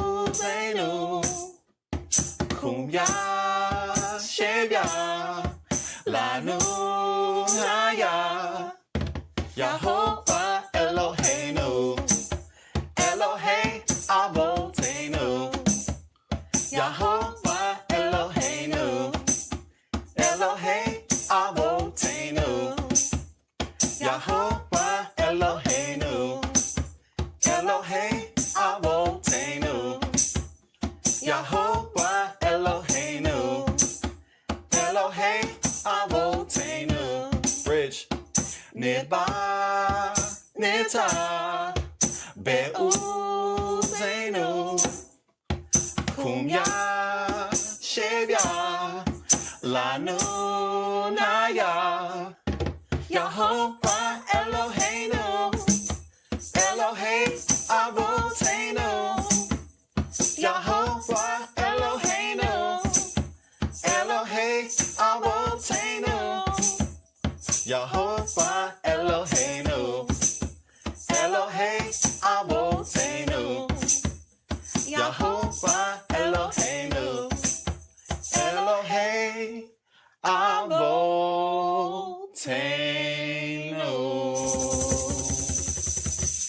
Yeah. All praises, all glory, all power to Yahuwah.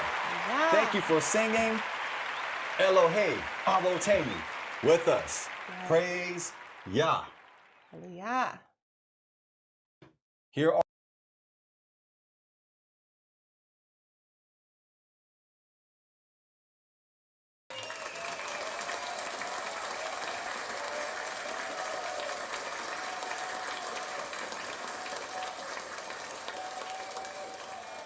all glory, all praises, all kavod to Yod He Wah He. All praises to Yah. Thank you, family, for singing with us. It's beautiful to sing songs in Hebrew, to write songs in Hebrew. I'm thankful that I'm able to write in Hebrew.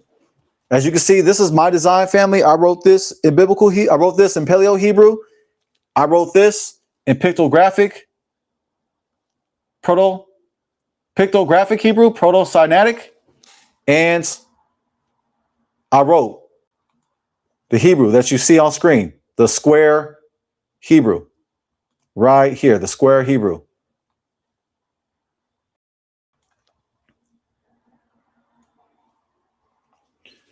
I'm so thankful that I'm able to get in and read, to write, and to speak, and to sing in Hebrew. And it's beautiful, family. And I hope that you take back your language. Hey, you can do whatever you want to do. If you want to be stuck on Lashawan Kudash, if you want to speak slang for the rest of your life, that's on you. You're going to be limited, though. But if you want to extremely tap into your culture, go deeper. And if you desire to learn Hebrew, it's my pleasure. It's my honor. It's my privilege to teach you biblical Hebrew.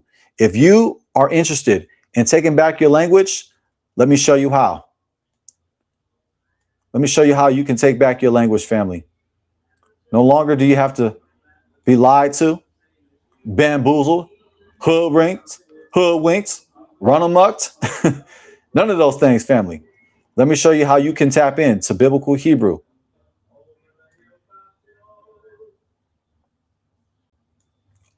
On screen, let me put myself right here. Trading course, 20% off. This, first of all, you can go right here where it says more. Go to where it says more. Or you can go below in the description. You can go below in the description. You can go below in the description. Or you can scroll to the top of my page. We'll make it easy. We'll go ahead and go below the description. That way I'll walk you guys through it hand by hand.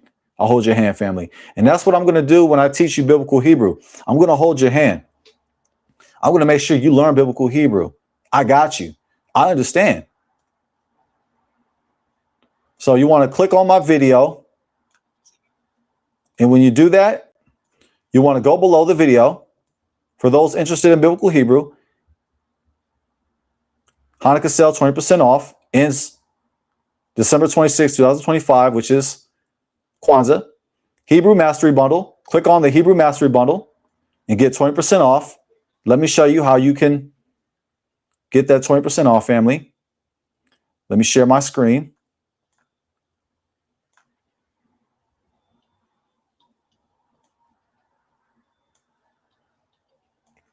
Family, this deal is a steal.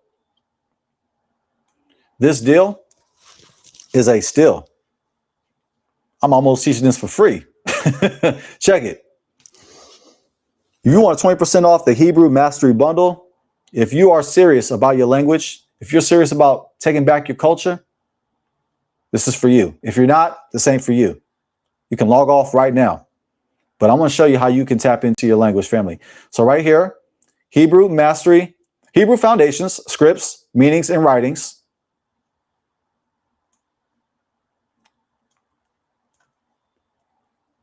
This is the Proto-Sinaitic. This is the Paleo, and this is the Square. You get to learn the scripts, the meanings, what they mean, and how to write it. Now, that by itself, this course right here is for those who are on a tight budget. But if you are serious about investing into your language, because this is an investment, we should invest in the things we care about. Love is an investment. The person you choose to marry is an investment.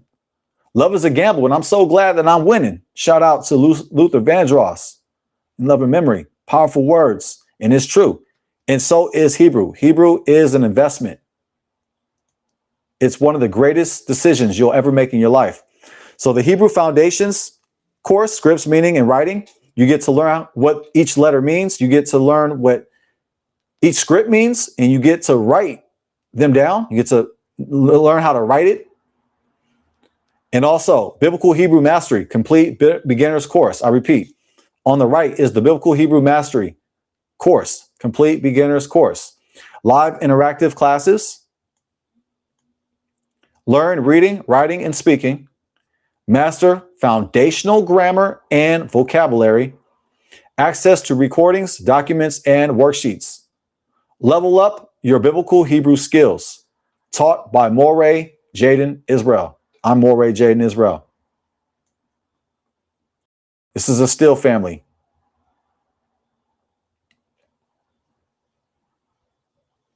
You get 2 courses in one. This is a bundle for 20% off. I'll hold your hand, family. I'll hold your hand. I got you. Don't be intimidated. Don't be afraid. You'll join a small handheld learning group that ensures you receive personalized attention and guidance. Never fear, Jaden Israel is here. I got you, family. All right. Now, let's go ahead and check out other courses that I have. If you'd like to see all the courses, let's go ahead and let me show you. Let's go back because I have more than that, family. Let's go down to want to start learning Hebrew, all Hebrew courses. Click on this link right here. Let me go ahead and share my screen. I'm just sharing an opportunity, but don't say that I didn't offer it. Don't say that I didn't say anything, because family, this is one of the best decisions you'll ever make in your life. Let me show you all the Hebrew courses.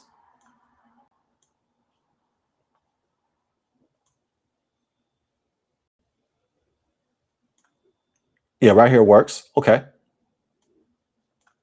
Hebrew Foundations.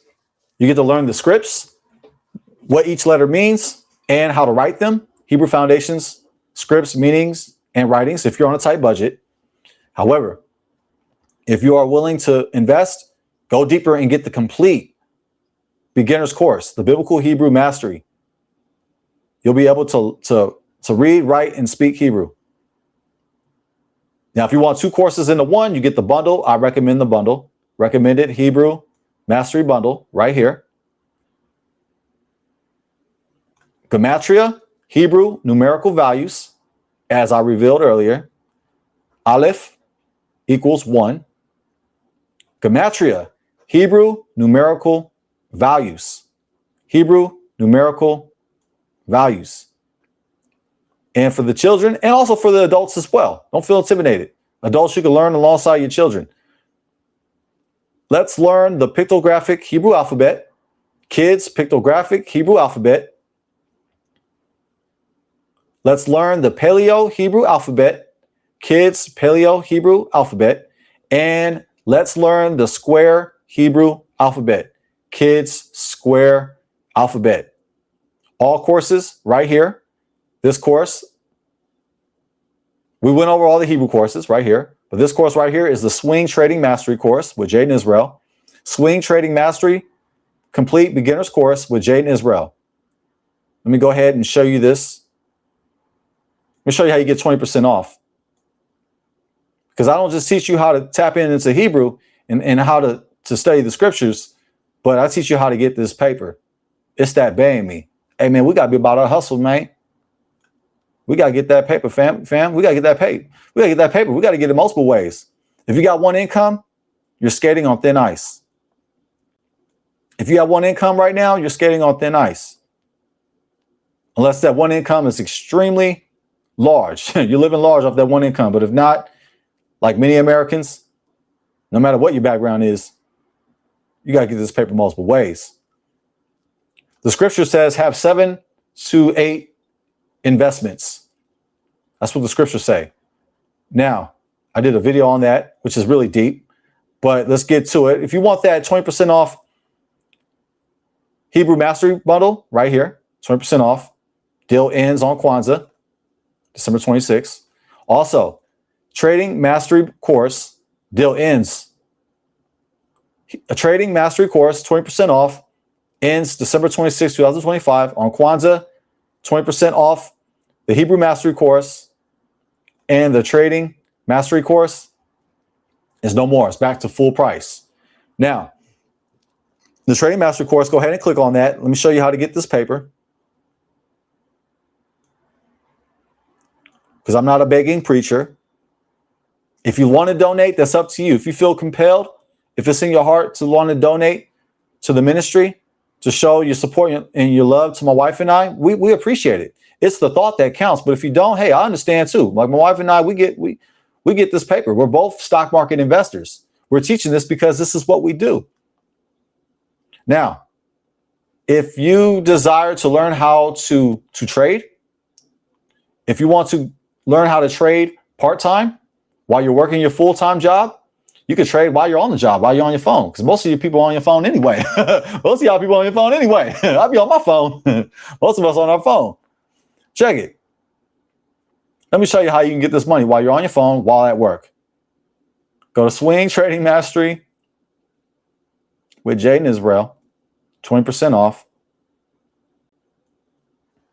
Swing Trading Mastery with Jaden Israel. Quit your job or invest part-time. I mean it. No scamming here, family. We keep it real. I'm going to show you how to get this paper, how you earn it. Trading, you earn the money. You're not stealing it.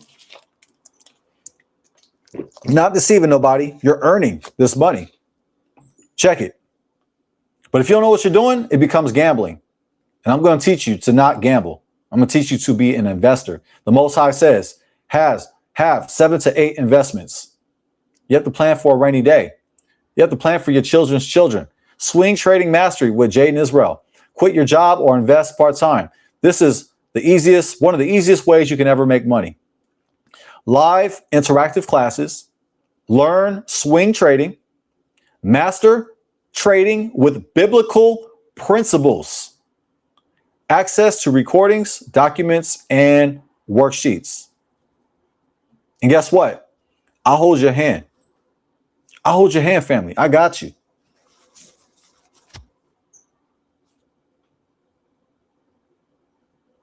$20 off, ends December 26th.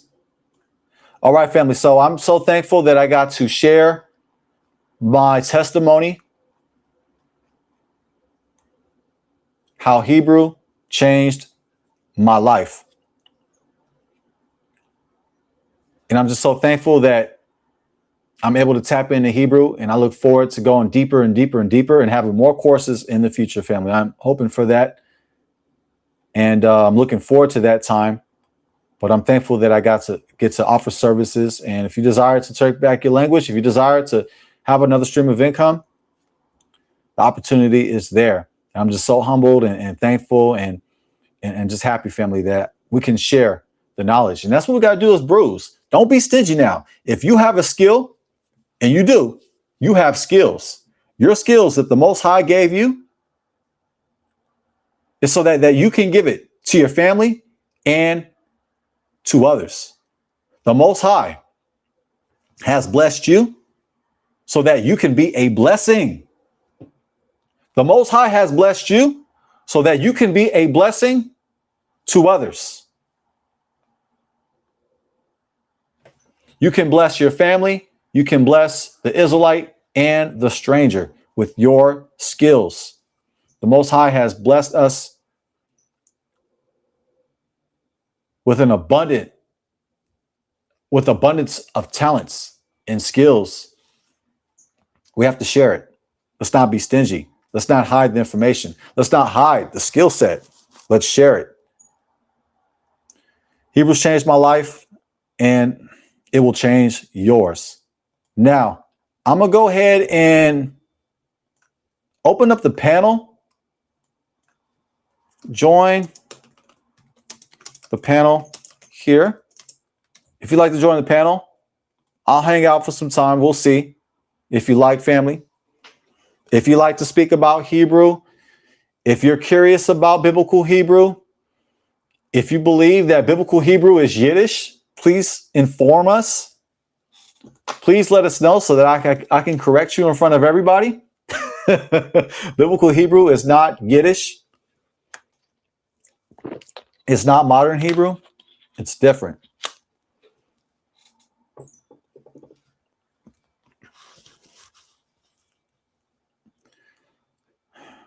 We call ourselves Hebrew Israelites, right?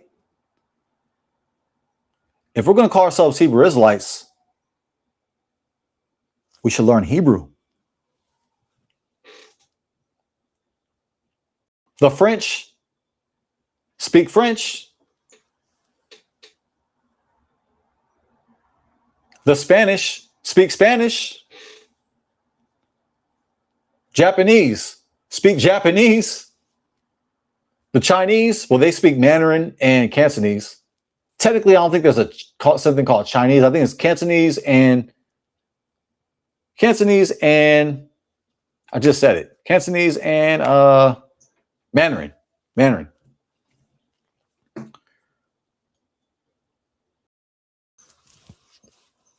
Hebrews,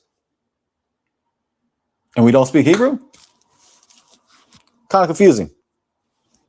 Kind of lazy. But you got this, family. You definitely got everything it takes to take back your language. Don't be intimidated by these letters. Don't be intimidated by these letters. You see these letters a lot on the street corner. They embrace the Paleo Hebrew. You don't see this much on the street corner. They don't tap in that far. And you definitely don't see this on screen. Let me go ahead and share it once again. You don't see this type of Hebrew. Why? Because they're grossly mistaken. They think it's Yiddish, and they don't know what they're talking about. This right here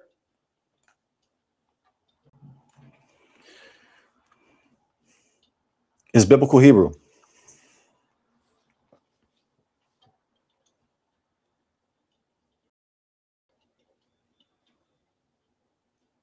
Biblical Hebrew.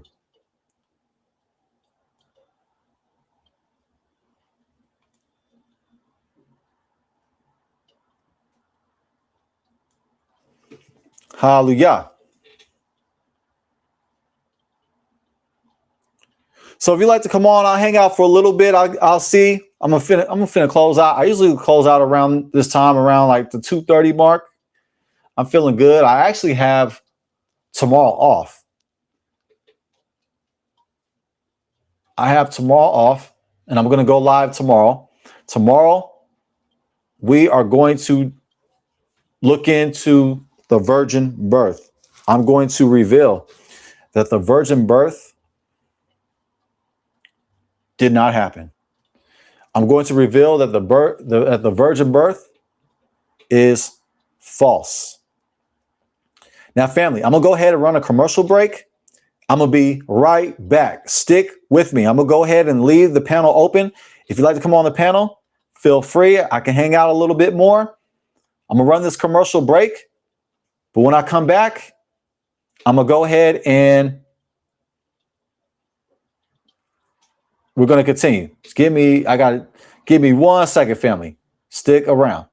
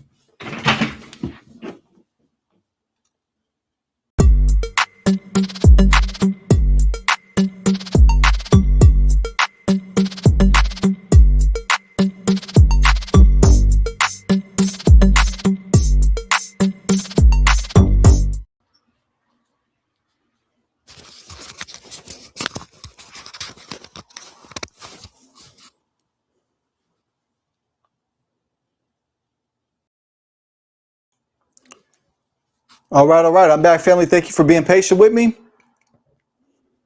If you'd like to join the panel, it's available. Hang out a little bit more.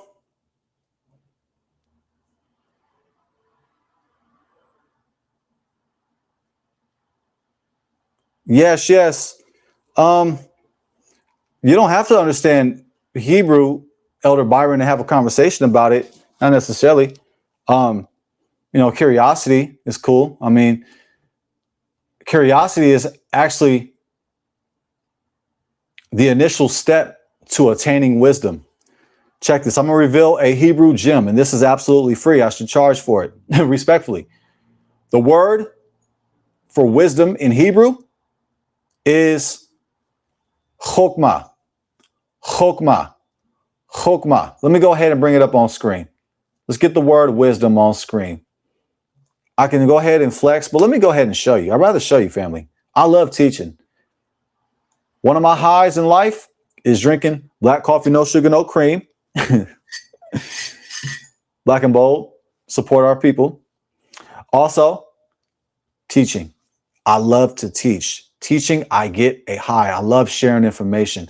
I love to make difficult, intricate, complex ideas easy to understand. I love to make difficult concepts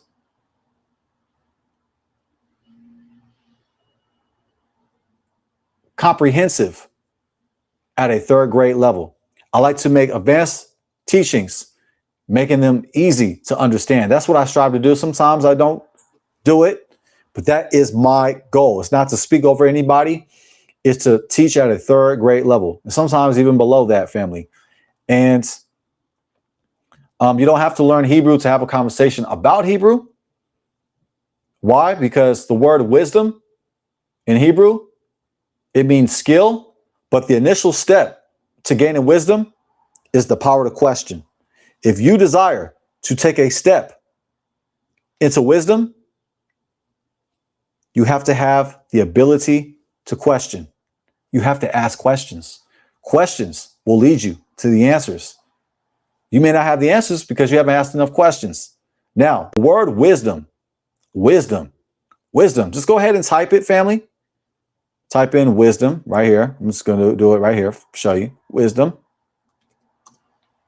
What is wisdom? We say that all the time, but we don't really even know what it is. Go to lexicon. Let's go to chokmah.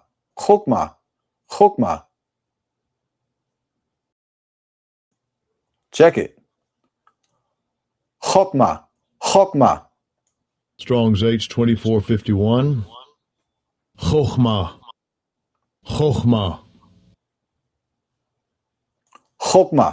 Chokmah is wisdom. It's a feminine noun. That's right. Before the New Testament described wisdom as Christ, wisdom was described figuratively as a woman. Wisdom is feminine. It is an abstract concept for live men, not for freshmen. Feminine noun. Outline of biblical usage. Wisdom. Skill. That's what it means. It means skill in war. Wisdom is like a skillful warrior. That's right. Wisdom in administration.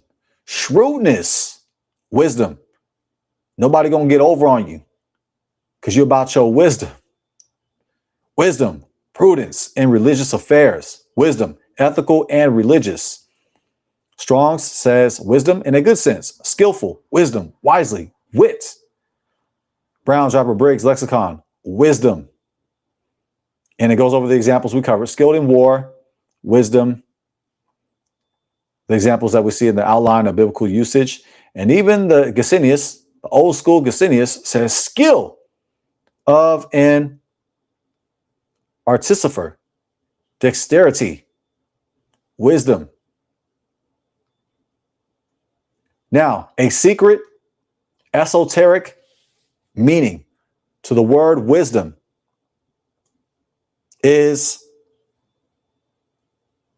the power, right here in the blue Hebrew highlighter, chok, chok, chok, the power or the ability to ma, question. Chok and ma. Chokmah is a compound word. It's two words put together in one. Chok, the power, ma, to question. Ma also means what? The power of what? The ability of what? The power to question. In order to gain wisdom, which means skill, in order to gain skill, the experience of the knowledge applied in action, in order to gain wisdom, you must have chok, the power, the ability to ma, question. What? To ask what? The power to question. In order to gain skill, you must tap in to the power to question. This understanding that I'm revealing is an esoteric revelation. Chok, power, ma, question. The power to question. This is esoteric, which means it's a secret interpretation. And you can only get this when you tap into Hebrew.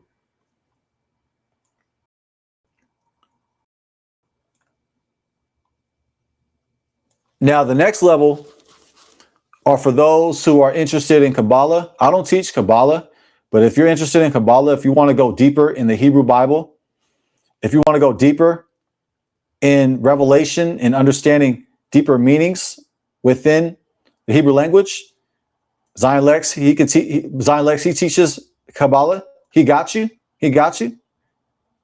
I don't teach Kabbalah, but I tell you what, when you tap into biblical Hebrew, you're going to receive Kabbalistic revelations. You're going to go deeper than the English text. You're going to get secret information. You're going to receive additional information that you will never get from a 1611 King James Bible. So even though I don't teach Kabbalah, I don't teach Kabbalah family, when you read biblical Hebrew, you're going to receive secret information. And hey, that's how deep the Hebrew language is, family. It's very powerful. It's so powerful. Sometimes it's scary. Sometimes it's scary. It's amazing and scary at the same time.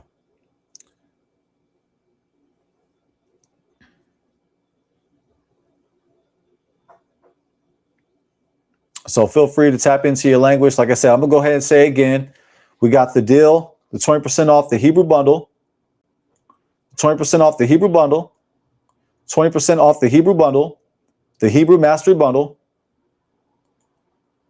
The 20% expires on December 26th.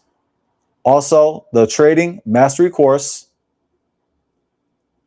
you can get it for 20% off, but you got to do it before Kwanzaa. And if you like to see, if you want some free goodies, hey, if you want to just test it out, you want some free goodies, we got you. We got free goodies that I should charge for, but I'm not. I'm looking out.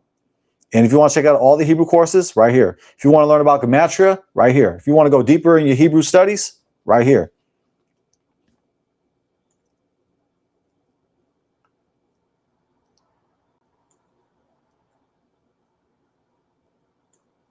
All glory to our great King. All glory to Yah.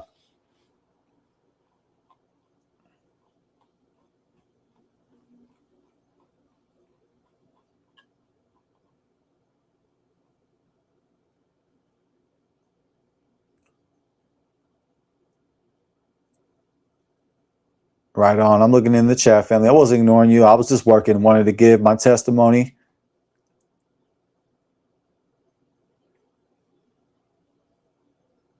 But yes, like when I mentioned looking at Hebrew, going deep in Hebrew, it's like looking at a kaleidoscope. You're going to see many different shades. You're going to see many different colors. You're going to see a lot of different lights. For some people, I've heard them say this, and I haven't experienced this, but this is what some of the testimonies that I've heard. The people who go deeper in a Kabbalistic journey into the Hebrew language, they have experienced psychedelic experiences. I've heard from those who get into the deeper levels of Hebrew, they are able to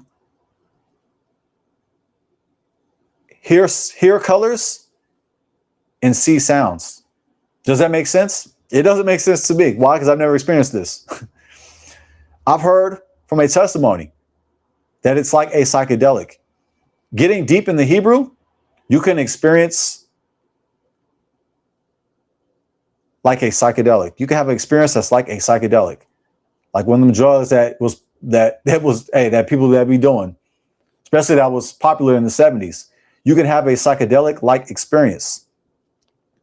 Now, I'm not encouraging that for nobody. I mean, I'm not doing that. I'm not a Kabbalist, but I'm not judging nobody just because they're into Kabbalah. I'm not saying, you're straight up flat out wrong for doing that. I would just say, just be careful.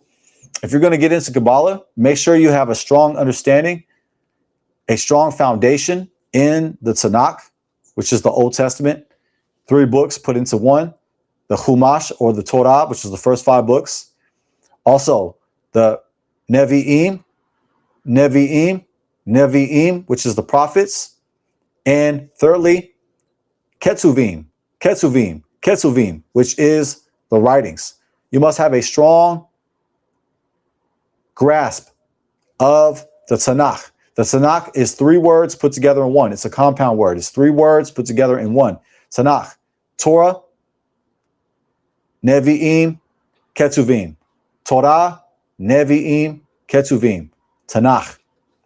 You have to have a strong grasp of the Tanakh in order to get into Kabbalah. If you choose to get into Kabbalah, you can have some really deep spiritual experiences. Be careful. Tread lightly. Tread lightly, family. I'm just saying, out of love. But if you're interested, I don't teach Kabbalah, but Zion Lex, he teaches Kabbalah. But if you're interested in biblical Hebrew, I teach biblical Hebrew. He teaches biblical Hebrew as well. And it's an honor to share our language, to tap in to our language, to take it back. And those who go deep in the Hebrew language, it's like a psychedelic experience.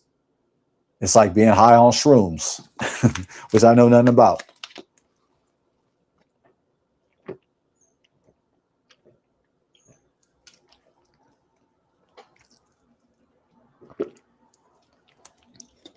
It looks like nobody wants to come on the panel, which is great. I get to eat early. I get to enjoy my night. And I'm looking forward to teaching about the quote unquote virgin birth tomorrow. If you believe in the virgin birth, you have the right to. If you want to hold on to the virgin birth, I suggest you don't watch tomorrow's video. I repeat, I suggest you do not tune in tomorrow. If you want to hold on to the virgin birth, don't pull up tomorrow. Do yourself a favor. Don't watch this live stream tomorrow. But if you are interested, I go live tomorrow at 5:30 p.m. Pacific time. And we're going to get into the virgin birth. I used to believe in the virgin birth when I was a former Christian, but I don't believe in the virgin birth now that I study for myself. And I encourage you families to study for yourself. Double check your teachers, double check your moray, double check me, and make sure that most importantly, you love the Most High with all of your heart, all of your soul, all of your might. Don't forget to love your neighbor, which includes the Israelite and the stranger. Don't forget about the other nationalities. Don't forget about the stranger, the Gentile. Love the Gentile. Love the Israelite. Many hate the Gentile, but many Israelites hate other Israelites. Many Israelites hate other Israelites. And you can see it by the way they treat our people when you simply disagree with them. If you disagree with me, it's all love. I get a lot of disagreement. I'm the Hebrew Israelite that's not going to say the same old talking points that you hear in the YouTube sphere.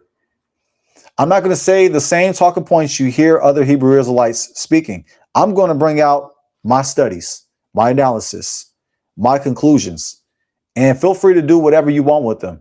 You can take it for a grain of salt. You can double check them. You can you can accept them, or you can form your own. I encourage us to think for ourselves. Do not allow anybody to tell you what you must believe. This is your journey. The relationship that you have with the Most High is personal. And we're supposed to reflect the relationship we have with the Most High, the love that we have for the Most High. We're supposed to reflect that in the way we love our neighbor, the way how we love the Israelite and the Gentile. And don't forget to love yourself. Don't forget to love yourself. Dr. Umar Johnson, don't forget to love yourself. I say Dr. Umar Johnson because he repeats himself a lot. I feel like I'm being hypnotized. No diss. Just having fun. I like to joke.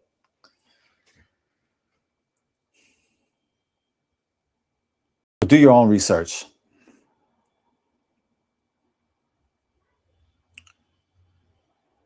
Let's reflect the love that we have for the Creator with others. Let's love ourselves. A lot of Hebrew Israelites truly don't love themselves. Why? Why? Why? Because they hate the Caucasian that's within them. They hate the stranger that's within them. That's why they hate DNA. They literally hate themselves. Why? Because they hate their DNA. Which is balance, right? Would you think? That's a balanced mindset to have, right? To hate your own DNA in order to justify your self-hatred, in order to justify breaking Yah's commandment when he says to love your neighbor as you love yourself, in order to justify that, to prove that you're right and the Most High is wrong. They say you are who your father is. Therefore, since your narrow research on your father's side has led you to the conclusion that you're not Caucasian on your father's side, when you know deep down inside you are. Some of y'all brews be straight up lying. You justify your self-hatred by saying you are who your father is. When we can go back to your grandfather, your great-grandfather, your great-great-grandfather, on and on and on. We can go back further and further and further. And for most of us, we can find a Caucasian or somebody of another nationality within our DNA. These Israelites don't love their neighbor as they love themselves. They hate their neighbor as they hate themselves. They hate themselves because they hate their DNA. They hate themselves because they hate their phenotype. Therefore, from the book of Jaden, they hate themselves. Why? Because they hate the Most High Yah. If you love yourself, you will love the Most High with all your heart, all your soul, all your might. You will love the homeborn Israelite and the stranger, the Gentile, as you love yourself.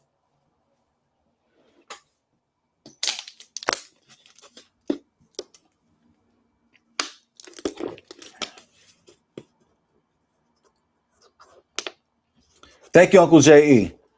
Thank you. I'm looking forward to bringing it out. I'm just sharing information. It's actually nothing new here. It's really like it's information that's been around, but hey, we choose to not want to accept it. We choose to run from it for those who want to hold on to the virgin birth. But if you want to hold on to that, you can. I'm not trying to make you change your mind, but I'm going to bring out my studies tomorrow, and I'm looking forward to it. I think it's the right time. I mean, it's December 24th is tomorrow. For some of y'all, it probably already is December 24th. It's 8:08 where I'm at. I'm in Cali, Pacific time, and I will open up the panel as well. So Uncle J.E., if you'd like to come on tomorrow, if you'd like to add some edification, that'd be great. Zakane, that'd be great, Elder. Zakane means elder in Hebrew. If you'd like to give some pushback, Elder Byron, I know that you believe in the virgin birth and you have every right to do so. If you'd like to give your rebuttal, some pushback, some edification, you have the opportunity to do so tomorrow, not tonight. Tonight, we're talking about Hebrew, how Hebrew has changed my life. I wanted to do a live stream dedicated to the Hebrew language. Learning Hebrew is extremely underrated within our community. Many brews, they settle. They stunt their growth by learning Lashon Kodash and not learning biblical Hebrew. They have stunted their growth by learning Lashon Kodash, quote unquote. That's what they quote unquote learn. You can't speak it. It's unintelligible. You sound like a caveman. But I will say this, to be fair, it's a slang. It's Ebonics. It's Hebrew Ebonics. It's Hebrew Ebonics. But if you want to go ahead and stunt your growth by running away from biblical Hebrew, you have the right to be wrong. Yes, I'm looking forward to that too, Elder Byron. I'm speaking with you. A lot of times we see things different, but sometimes we see things the same. And either way, it doesn't change the way how I feel about you. I may talk about you behind your back. I'm just playing. See if you listen. I'm not going to do that. Pinky swear. Hand behind the back. I might have some thoughts for you now. I might have some words for you now. But you know, I love you the same. And it looks like I'm just going to go ahead and close out. It's cool that we have some in the chat that we're still holding on. But I just wanted to use tonight as an opportunity to just express my love for our language. And it's beautiful, family. Hebrew it's so beautiful to learn another language, especially your language, to take back our language. It does sound like family. With our intermediate families, with our extended families, with our cousins, with our in-laws, talk to me. We know we don't agree with them. And many of us who are going to see our family, our in-laws, our extended family on Christmas, depending on how many drinks you get, there may be some disagreement. There might not even be any disagreement. But there might. Drinks or no drinks. We don't all see eye to eye with our family. But with that said, family, I'm going to go ahead and get up out of here because I'm getting hungry. And I'm just thankful that you joined me tonight. I'm thankful that you were interested to hear my testimony on Hebrew. I'm thankful that I got to show off this shirt that I designed, which you can get on Kavod. Go in the description, need Hebrew Israelite Apparel. Click on Kavod. Get clothing for women, men, and children. Clothing for regular days and feast days. Shameless plug. And I'm thankful to go ahead and share my journey on how I learned Hebrew, how I came into the awakening, and how Hebrew has blessed me, and also how it can bless you, how it can elevate your studies, how it can elevate your spirituality, how it can elevate your relationship with the Most High Yah. This is your heritage. You have the right to take it back. It's all yours. It's yours, family. And I'm thankful that I had the opportunity to share the services on teaching Hebrew and also teaching stock market investing. I'd like to thank everybody in the chat, everybody listening online. Let's love yahuah, yahuah, Yahweh, Yahweh, with all of our heart, all of our soul, all of our might. Love your neighbor. Love yourself. I'm Jaden Israel. Until next time. Shalom, fam.